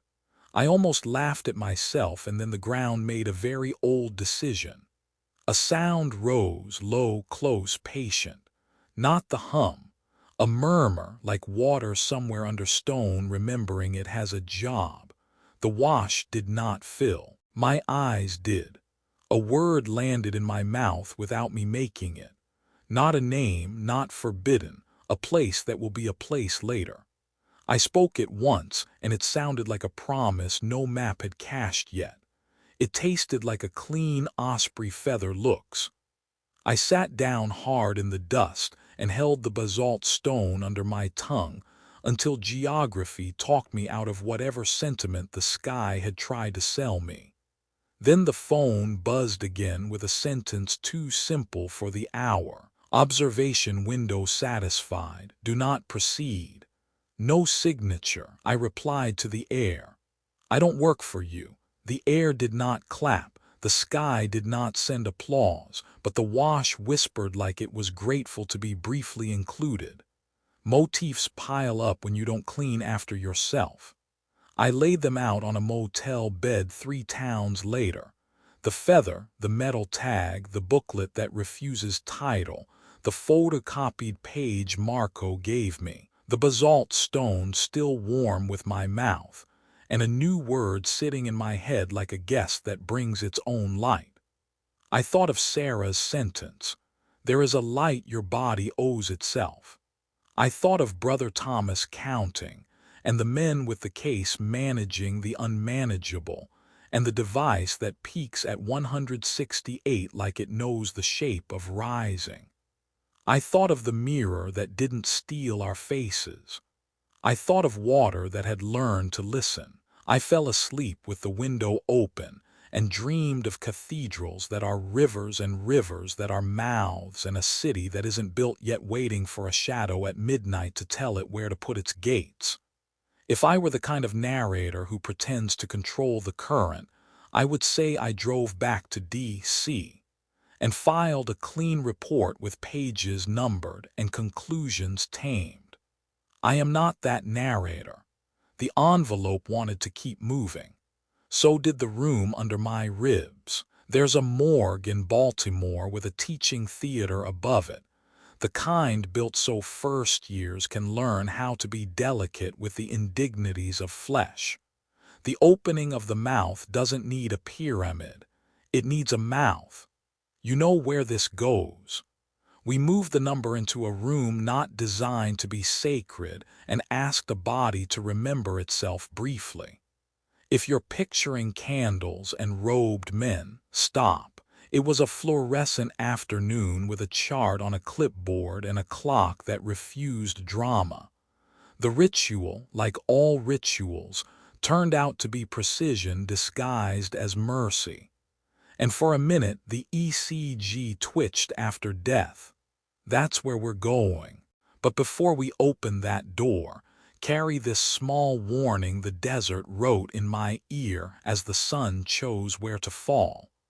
There is a difference between raising a voice and raising the dead. Try to know which you're doing. Baltimore's teaching hospital built its morgue with an audience in mind. Rows of seats above, angled glass, fluorescent lights humming like they belonged to the body as much as the ceiling.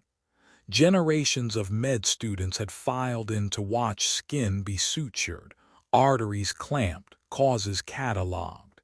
It wasn't a cathedral, but it had that same gravity. Everyone present knew the room was built for answers. That's why we chose it. Not because it was sacred, but because it pretended to be. The cadaver lay on a steel table draped to the sternum. The face was uncovered, male, 70s, chalk gray in the way bodies choose after breath retires. No family listed, unclaimed. The file had the polite phrase educational use. The attending pathologist had been bribed with language more than money. We're conducting acoustic tests on post-mortem tissue. I'd said, true enough. He didn't ask further. He wouldn't be in the room. Up in the viewing gallery, 2 men in plain suits sat apart from one another. Custodians. I recognized them by their earplugs.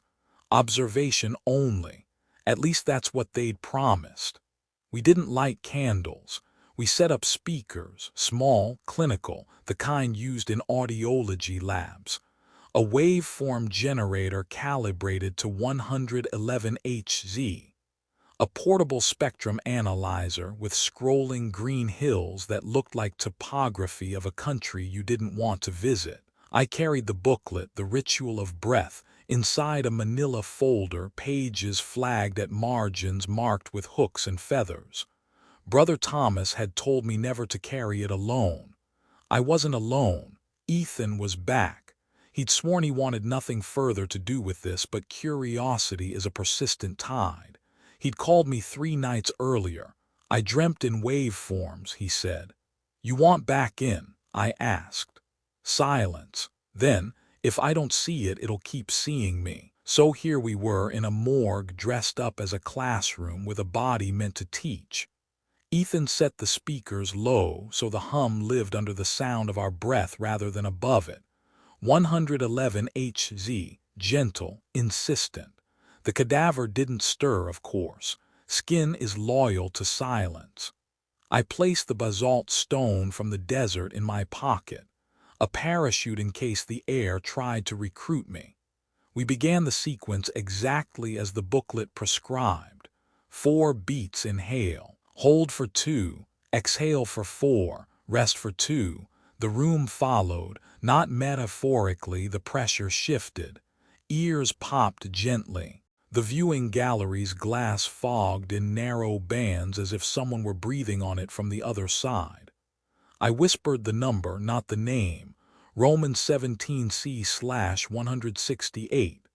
Then the 3 imperatives, steady and paced.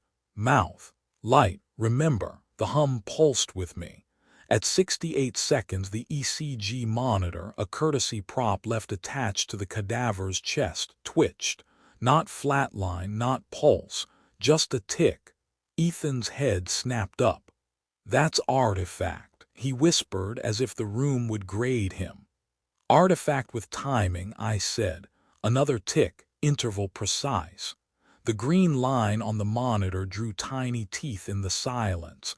The cadaver's jaw shifted, only slightly, the slackness of death adjusting, but it moved with the ticks. Ethan's face was pale. We should stop.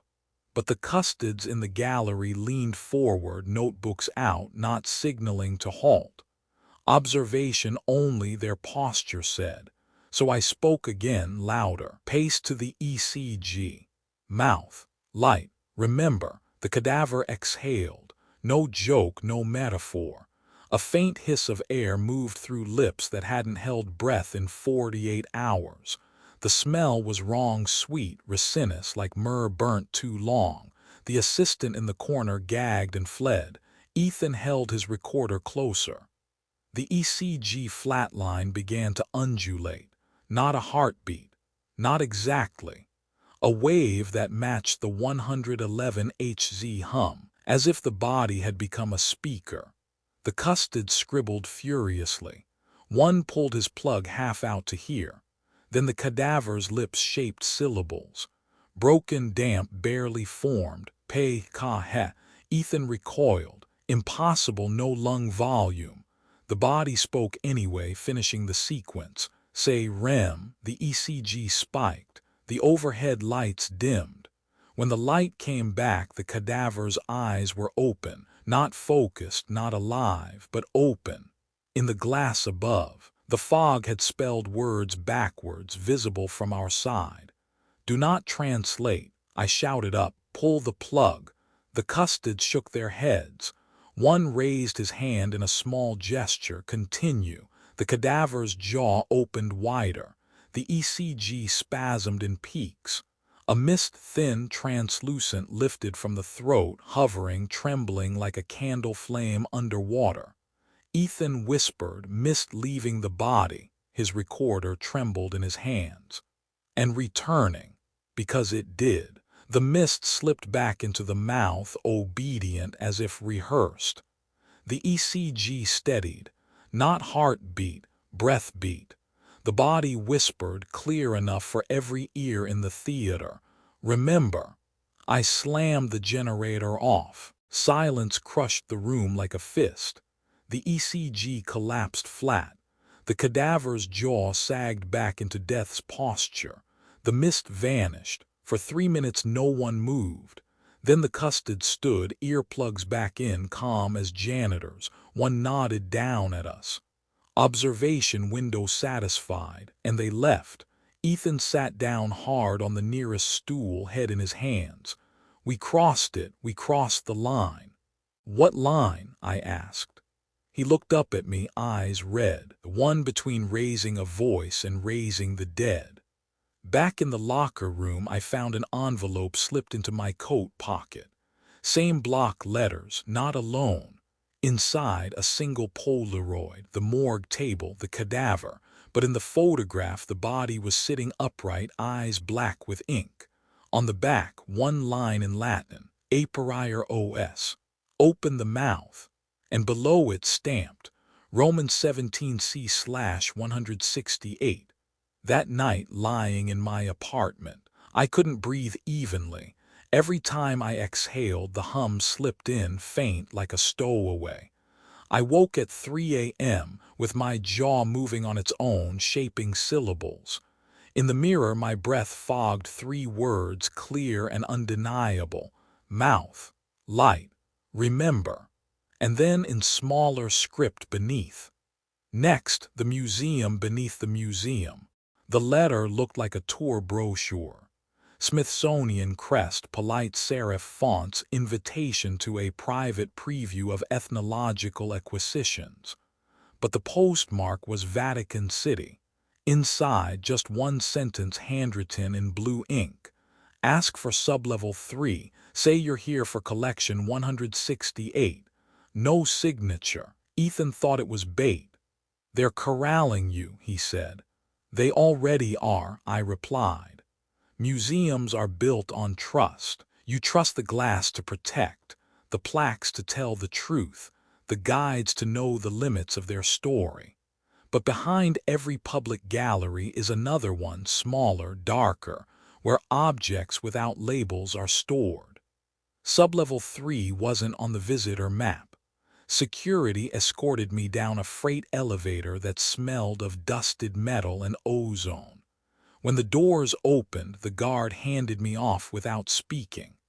The man waiting wore no badge, no uniform, just a keyring with tags etched in Roman numerals.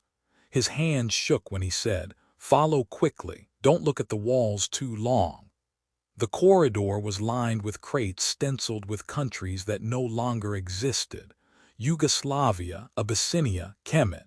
Some crates were sealed in lead, others wrapped in blackout cloth, sweating with condensation even in the chill air. Notes scribbled in chalk: "Do not catalog, pending translation, return to Rome." Halfway down, my guide stopped. He touched one crate and whispered, "They glow when ignored." Then he opened a steel hatch. It wasn't on display. It sat on a work table under 3 dead lamps. Even in shadow, the surface pulsed faintly. A slab of stone no bigger than a dinner plate, carved with symbols I recognized instantly. The same hook and feather marks from the Jesuit booklet. But here, the grooves glimmered faint gold as if lit from beneath. "Where did this come from?" I asked. The archivist swallowed. "Cairo dig, 1923. Jesuit hands carried it here. They called it tabula lucis, the tablet of light." He leaned closer. "But it doesn't shine when watched, only when unseen." He turned, walked toward the switchboard, and killed the overheads. In the dark, the tablet bloomed like a coal-catching breath. Words shimmered into focus.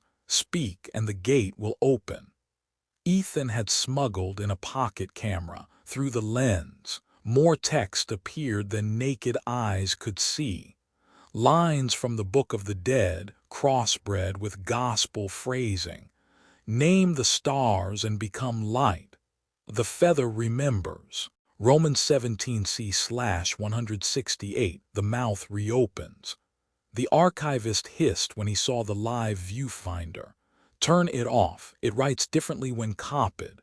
Too late, the camera screen rippled, then went black, burned out. The battery oozed white fluid like bone marrow.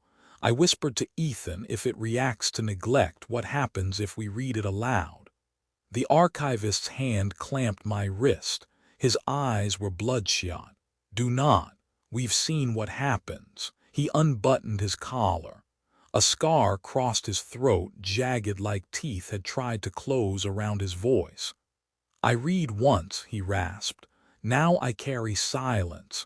Alarms began low, distant. The guide shoved us toward the hatch. They're coming, the keepers.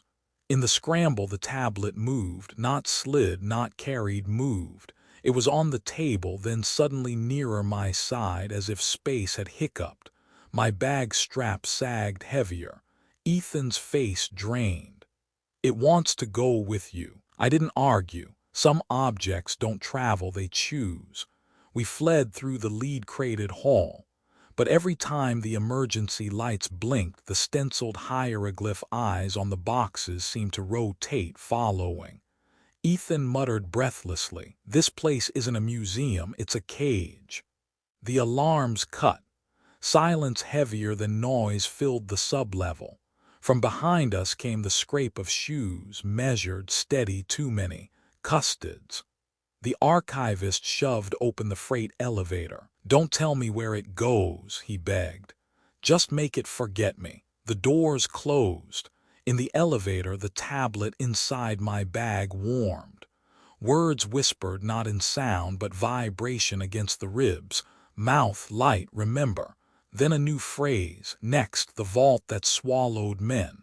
Ethan looked at me, sweat dripping, pupils wide. "You heard it too, didn't you?" I asked. He nodded.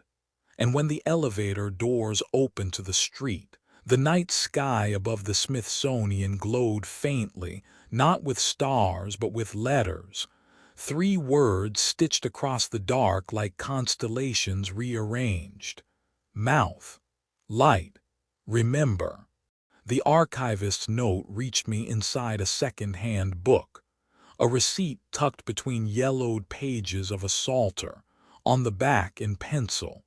Vault B12. Rome. 1972, 12 minutes, sealed by decree. Ask for file Silentius.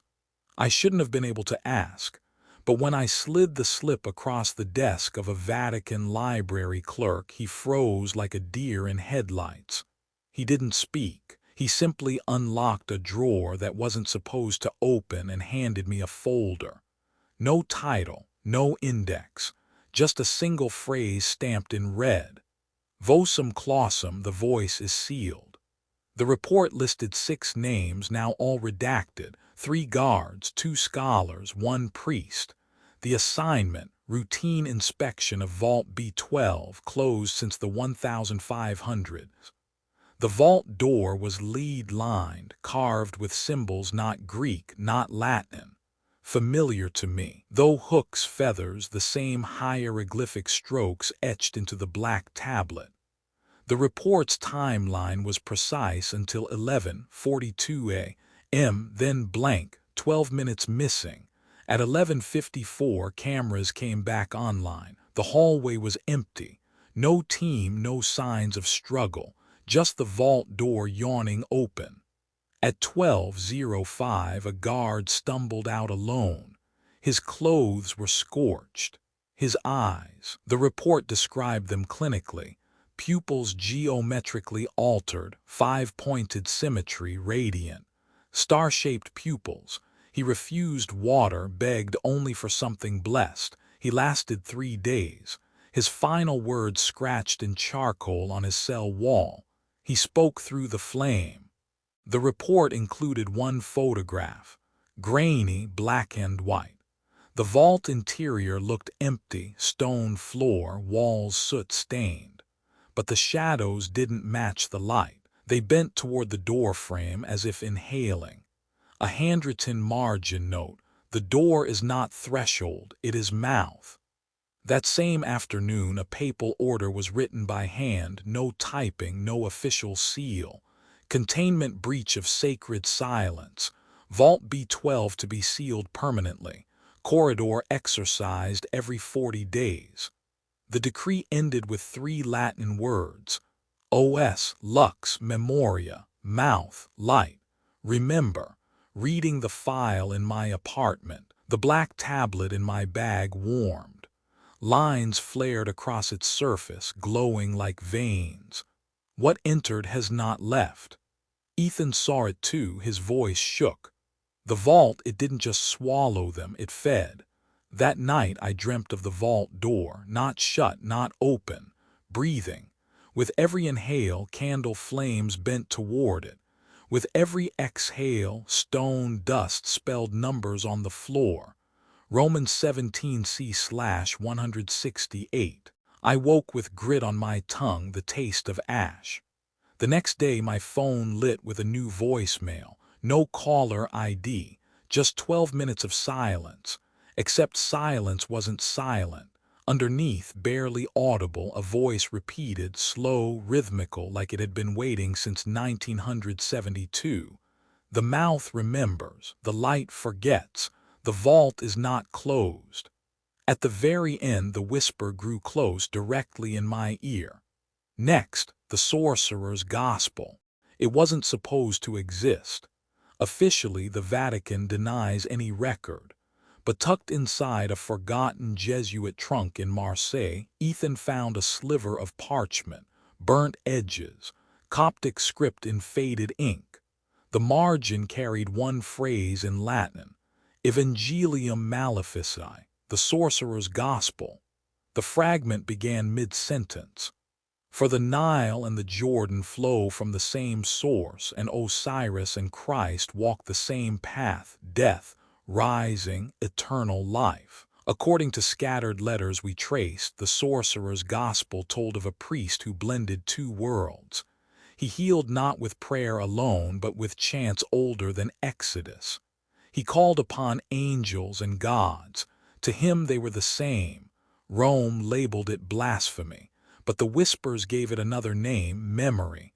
On the parchment fragment, 3 lines repeated. The temple is the self. The altar is the breath. The mouth opens and the light remembers. The same pattern, the same trinity of words. Ethan muttered, "It's Romans 17c/168 all over again, but older." Closer inspection revealed hidden writing between the lines, visible only under angled light. Words scratched like someone tried to bury them in the parchment itself. Do not pronounce in solitude. We knew what that meant. Of course we tested it. In Ethan's kitchen, lights off, tablet on the counter, fragment beside it. I read the line aloud, whisper thin. The altar is the breath. At once condensation clouded the window. My exhale froze midair, refusing to fade. Ethan touched the glass. It was warm, not cold. Then the fog on the pane spelled, Os Lux Memoria. The next day we weren't alone. An email arrived from no sender, subject blank. Attachment, a scan of Vatican minutes stamped 1937. The meeting was about the sorcerer's gospel. It confirmed existence. It confirmed confiscation. And it confirmed one more thing. Sections of the Evangelium integrated into early hymns for camouflage continue to conceal Egyptian origin.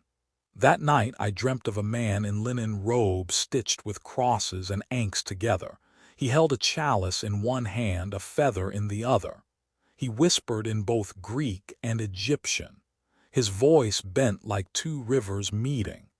When I asked his name, he smiled and said, "Call me the mouth that bridges." Then he pressed his feather to my lips. I woke gagging on dust. The tablet glowed faintly when I returned home. A new phrase etched itself across its face. Read the rest. But there was no rest. Only this fragment, until Ethan pointed out the obvious. If fragments hide in margins, maybe the rest is already written, inside other gospels, masked. He pulled a Bible from the shelf, flipped to John. In the margin, faint, a shape of an ink pressed in watermarks. That night another envelope slid under my apartment door. Inside, a microfilm reel, unmarked, brittle with age. Scrawled on the canister in red grease pencil, "Do not project, do not translate, do not awaken." But taped beneath it was a note in modern handwriting. Next, the secret museum. The microfilm reel we found wasn't labeled. When Ethan risked projecting it against his apartment wall, images flickered to life, sketches of rooms, shelves, cabinets, each drawing marked with initials MS. At first, we thought it meant manuscript section, but then a phrase appeared scrawled in Italian across the final frame. Museo Segreto, the secret museum. The Vatican has hundreds of museums, art, coins, relics, ethnology, but the secret museum was different, not for display, not for study, a vault for objects that frightened even the archivists. The notes on the reel listed only vague descriptors: amulet glowing under candlelight, scroll bound in black cloth unreadable without cost, statue that sweats in winter, mirror that refuses reflection, and one entry circled in red. Tablet, catalog Roman 17C/168. Through a contact, Ethan secured us entry, not officially but at night, through maintenance corridors. The door to the museum was iron, carved with glyphs identical to those on the vault in Part 8. Instead of a lock, it bore a hole, not circular, not square, shaped like an open mouth. When the guard pressed his key through, the air vibrated as though the building exhaled. The secret museum didn't glow like other archives. No fluorescent light, only lanterns, oil burning, flames controlled. Shelves carried objects wrapped in lead foil. Cabinets whispered when you passed. Crates rattled faintly as though something inside shifted. One case held a mirror, face turned to the wall, sealed with wax. Beside it, a plaque scratched in Latin, Speculum non aspicias. Do not look. Halfway down the chamber, Ethan froze. Behind glass lay a slab identical to ours, but cracked through the center as if struck by lightning. The label read, Tabula lucis fragmentum, acquired 1846, active during chants, handle only under papal order. The museum's logbook nearby listed strange annotations, glows in rhythm with voices, responds to phrases from the sorcerer's gospel, not destroyed, too dangerous. Ethan whispered, so ours wasn't unique, there are at least two. A rustle announced them before we saw them. Men in plain clothes, no clerical collars, no insignia. They walked without sound, but each carried something hidden, a relic, a sigil, a charm. The keepers of the shadow. One of them paused near us. He turned his head as if listening to a voice we couldn't hear. Then softly he said, "Do not awaken the bridge," and walked past. In the far corner, wrapped in red cord, sat a chest marked with a serpent devouring the sun. The same emblem etched on the margin of the sorcerer's gospel fragment. Beside it, a catalog note. Do not translate, do not share, do not awaken. My hands shook as I realized the handwriting matched the note taped to the microfilm reel. Whoever warned us wanted us here. Ethan tapped the logbook. One final annotation at the bottom, written in different ink, recent. The sorcerer's gospel is incomplete. Remaining verses stored under code name, Index Librorum Prohibitorum. Then, in smaller script, almost an afterthought. Next, the index. The lanterns flickered. The cracked tablet glowed faintly, and the mouth-shaped keyhole behind us whispered, as if breathing words we weren't meant to know. Most people think censorship is about novels, politics, or heresy long buried. But the Vatican's Index Librorum Prohibitorum wasn't just about books. It was about memory. 400 years of updates, margins, and corrections. Every edition added names, Galileo, Descartes, Luther. But buried deeper were entries that didn't belong to Europe at all. Papyruses, Egyptian codices, manuals of spells disguised as prayers. One entry was circled in a microfilm note we found. Evangelium Maleficae, Romans 17c/168, the Sorcerer's Gospel. When we finally pulled a copy of the index from a university archive, we noticed something strange. Some entries weren't titles, they were numbers. One in particular, 168c/17. Ethan laughed bitterly.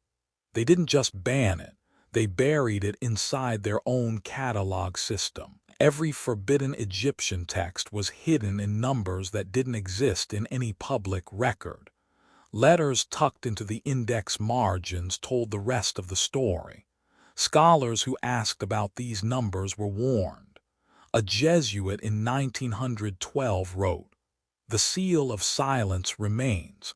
To translate is to invite excommunication, or worse." Another letter in 1934, typed hastily, "The Egyptian hymns mirror Revelation too closely, especially the resurrection spells, recommend suppression."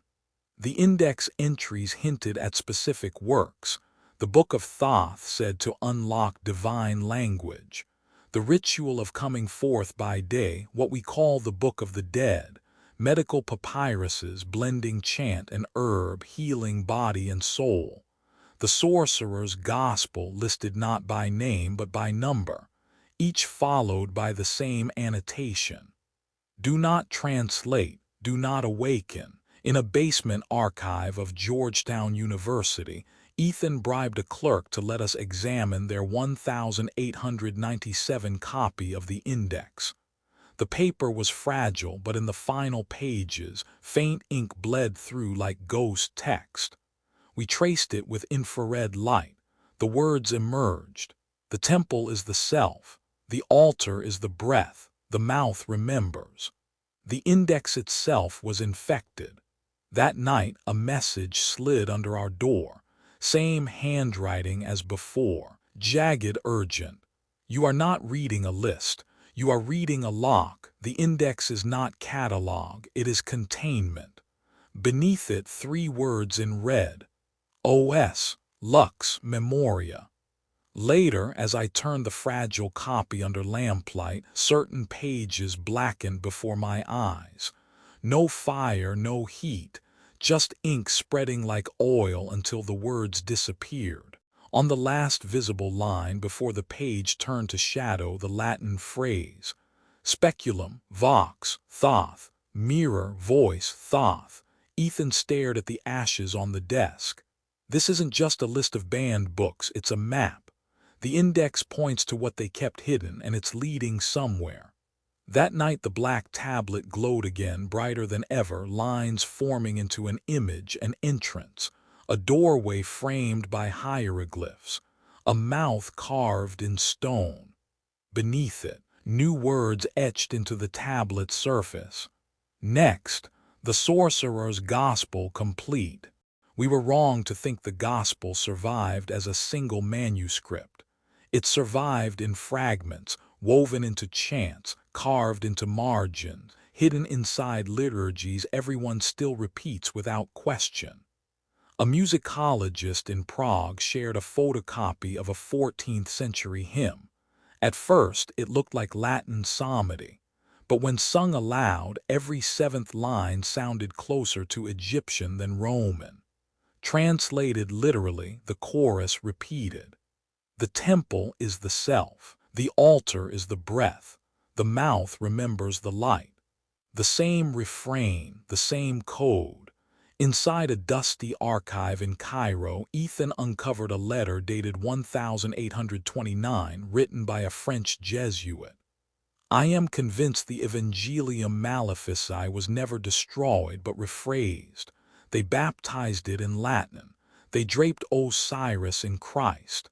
And the chants we whisper each Mass are echoes of Heka, not miracles." The letter ended abruptly.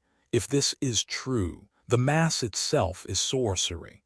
Using fragments from the index, Cairo letters, and hymns, we reconstructed sections of the Sorcerer's Gospel.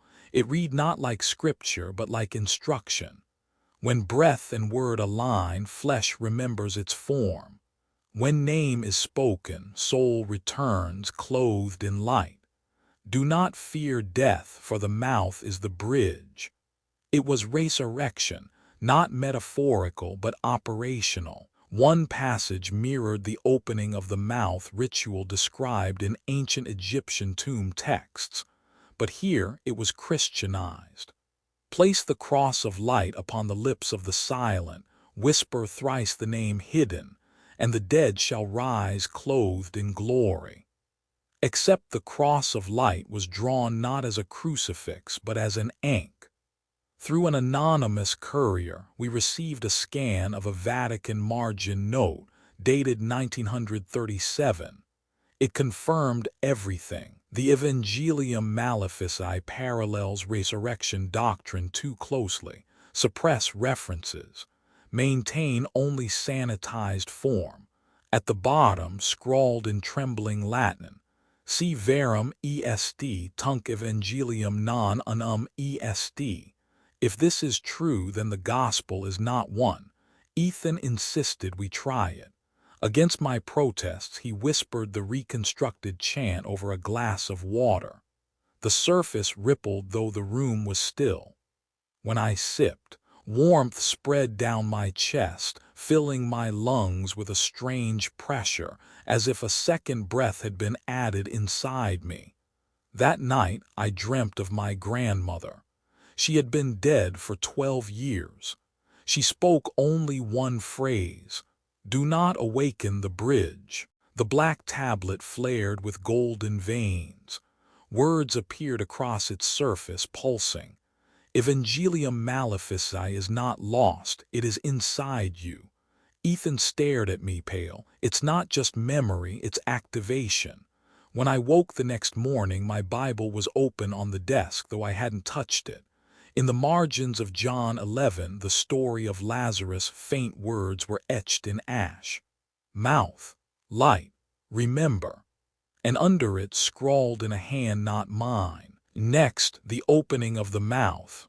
The words carved in ash: mouth, light, remember, weren't just poetic, they were precise.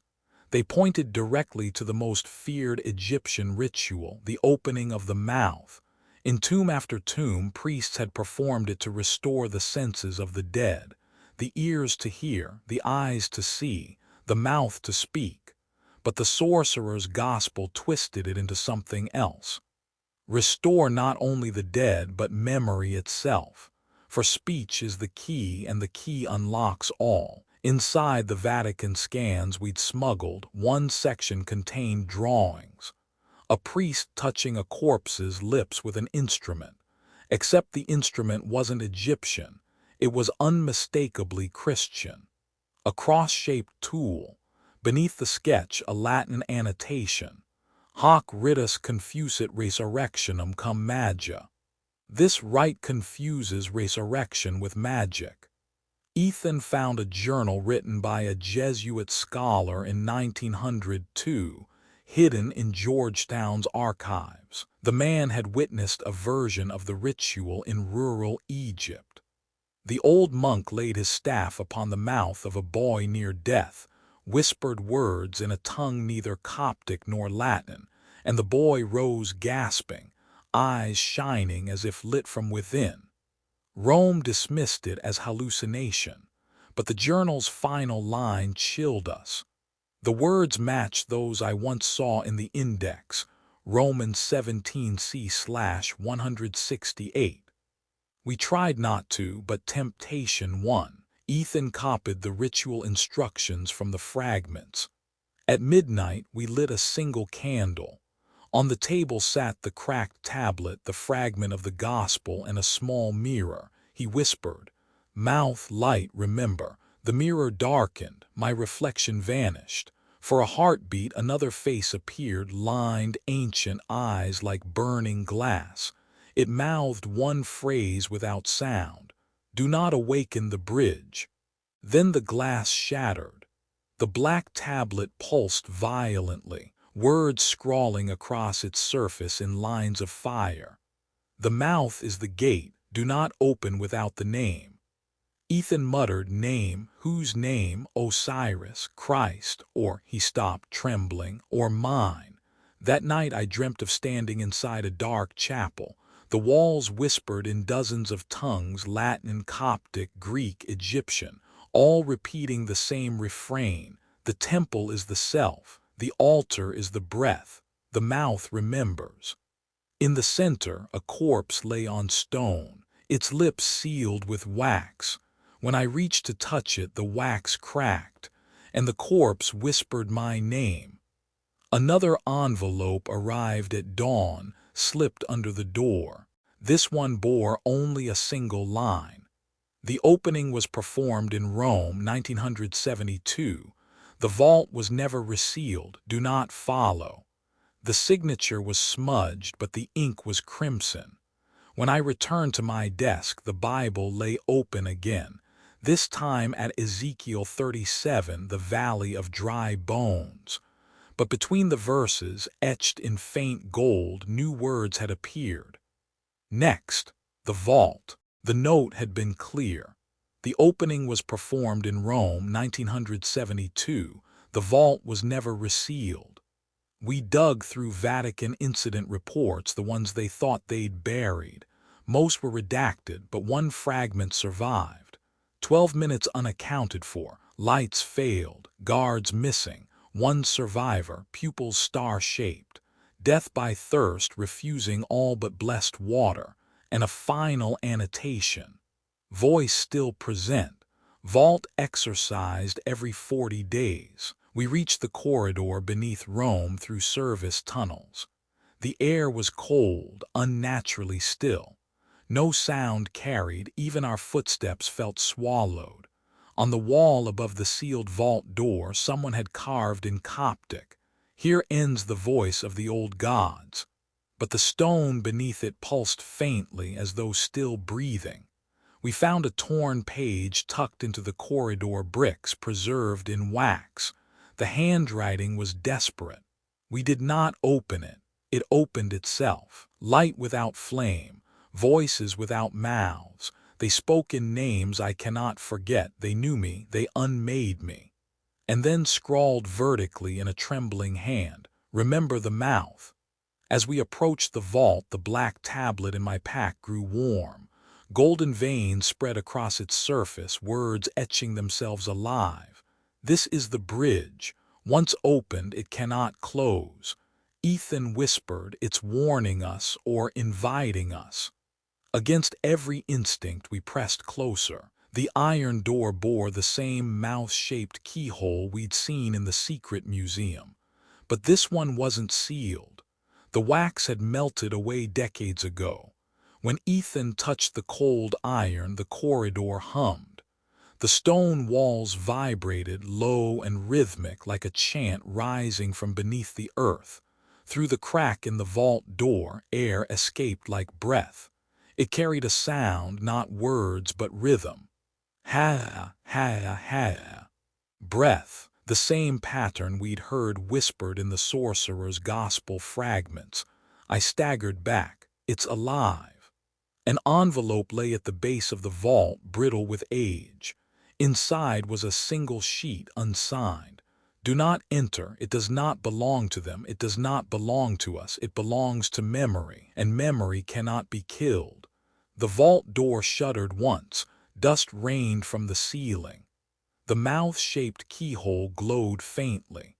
And across the tablet in my pack, 3 words appeared in fire. Next, the serpent and the stars. When the vault door trembled, I remembered something carved into the black tablet weeks before. Align the serpent with the stars and the mouth opens. Egyptians never separated magic from astronomy. Temples were tuned to the heavens. Chants weren't random, they were synchronized with constellations. And here, in Rome, beneath St. Peter's, the same ritual alignment was pulsing back to life. We walked back to the square above the vault. At its center stood the Egyptian obelisk the church had stolen centuries earlier. Most tourists thought it was decoration, but mapped against star charts, it pointed perfectly to Orion's belt, the same constellation carved into the walls of Giza. Ethan whispered, "They planted it as an antenna." That night, the tablet revealed another vision. A serpent coiled through the stars, weaving around Orion and Sirius. Every scale of its body glowed like a hieroglyph. Its tongue flickered, forming words in light. Breath is the bridge, stars are the gate, the mouth remembers. In a smuggled Jesuit letter dated 1642, we found confirmation. The priests of Kemet aligned their rites with Sirius. On the rising of the star, serpents of light crossed the temple sky. We attempted it. The veil thinned. One of us vanished. At the bottom, a crude sketch of a serpent swallowing a sun. Back underground, the vault hummed louder. The air vibrated with pressure, as if the stars themselves pressed against the stone. Dust fell from the ceiling. The iron mouth glowed, and for a moment the serpent constellation appeared across the vault door itself, scales shifting in fire. Then the hum became words, not in Latin, not in Greek, not in any language we knew, but Ethan translated instinctively as if the sound bent into his memory. "We are not gods, we are the voice between worlds, and you have opened the bridge again." An old man emerged from the shadows of the corridor, cloaked, trembling, eyes reflecting starlight, the same anonymous hand that had left us notes. He said only one thing before collapsing. The serpent was never evil. It was memory moving, and now it remembers you. As his body hit the floor, the vault door cracked wider. A blinding shaft of golden light poured through, patterned with constellations. The black tablet in my pack pulsed violently, scrawling in fresh flame. Next, the return of the light. The vault split open with a sound like thunder swallowed in stone. Light spilled out, not flame, not electricity, memory made visible. Symbols swirled in the air, hieroglyphs of fire rearranging themselves into living sentences. Ethan whispered, "It's the sorcerer's gospel, but alive." The words circled us. The temple is the self. The altar is the breath. The mouth remembers. Through the doorway was no chamber, no coffin, only a void shaped like a mouth, breathing golden air. Every exhale carried fragments of voices, Osiris, Thoth, Isis, Christ, layered, overlapping, not competing but completing. Ethan clutched the tablet. It burned in his hands, inscribed with the phrase, "Do not worship, speak." From behind us, footsteps. Black-clad figures emerged, carrying relics wrapped in silver cloth. Vatican silencers, the custodes umbri. One shouted, "Seal it before it speaks a name." But the light ignored them. Their relics smoldered, powerless. The serpent constellation coiled across the vault ceiling, scales blazing like stars.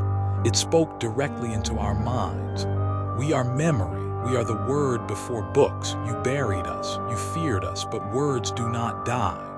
The vault pulsed and the silencers fell to their knees, covering their ears. The tablet cracked in Ethan's hands. Splinters of black stone fell away, revealing a golden core. He looked at me, eyes burning. "If I speak the name, it will never be hidden again." I trembled. "And if you don't?" He closed his eyes. "Then silence wins forever."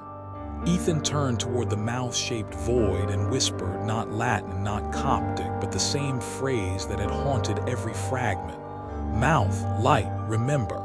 The vault roared. The serpent burst into pure light, flowing into the obelisk above, streaming through Rome across the sky. Every church bell rang at once. Every shadow turned briefly golden. When the light faded, the vault was empty. The serpent gone. The tablet dissolved into ash. Ethan lay unconscious but breathing, his chest glowing faintly as if lit from within. The silencers had vanished. The archivist's body too, and carved into the stone above the vault door were new words. The light does not return. It was never gone. Weeks later, I stood in St. Peter's Square. Tourists bustled, cameras clicked. No one noticed that the obelisk cast its shadow differently now, aligned not to the basilica, but to the rising of Sirius. I whispered to myself, almost prayer, almost spell. The temple is the self, the altar is the breath, the mouth remembers. And for a moment the shadow moved as if it heard me. The Vatican still denies the vault exists, but across the world fragments are resurfacing, chants on old recordings, symbols glowing faintly in dusty margins, whispers in dreams. The sorcerer's gospel is no longer a rumor. It is memory returning, and memory cannot be killed.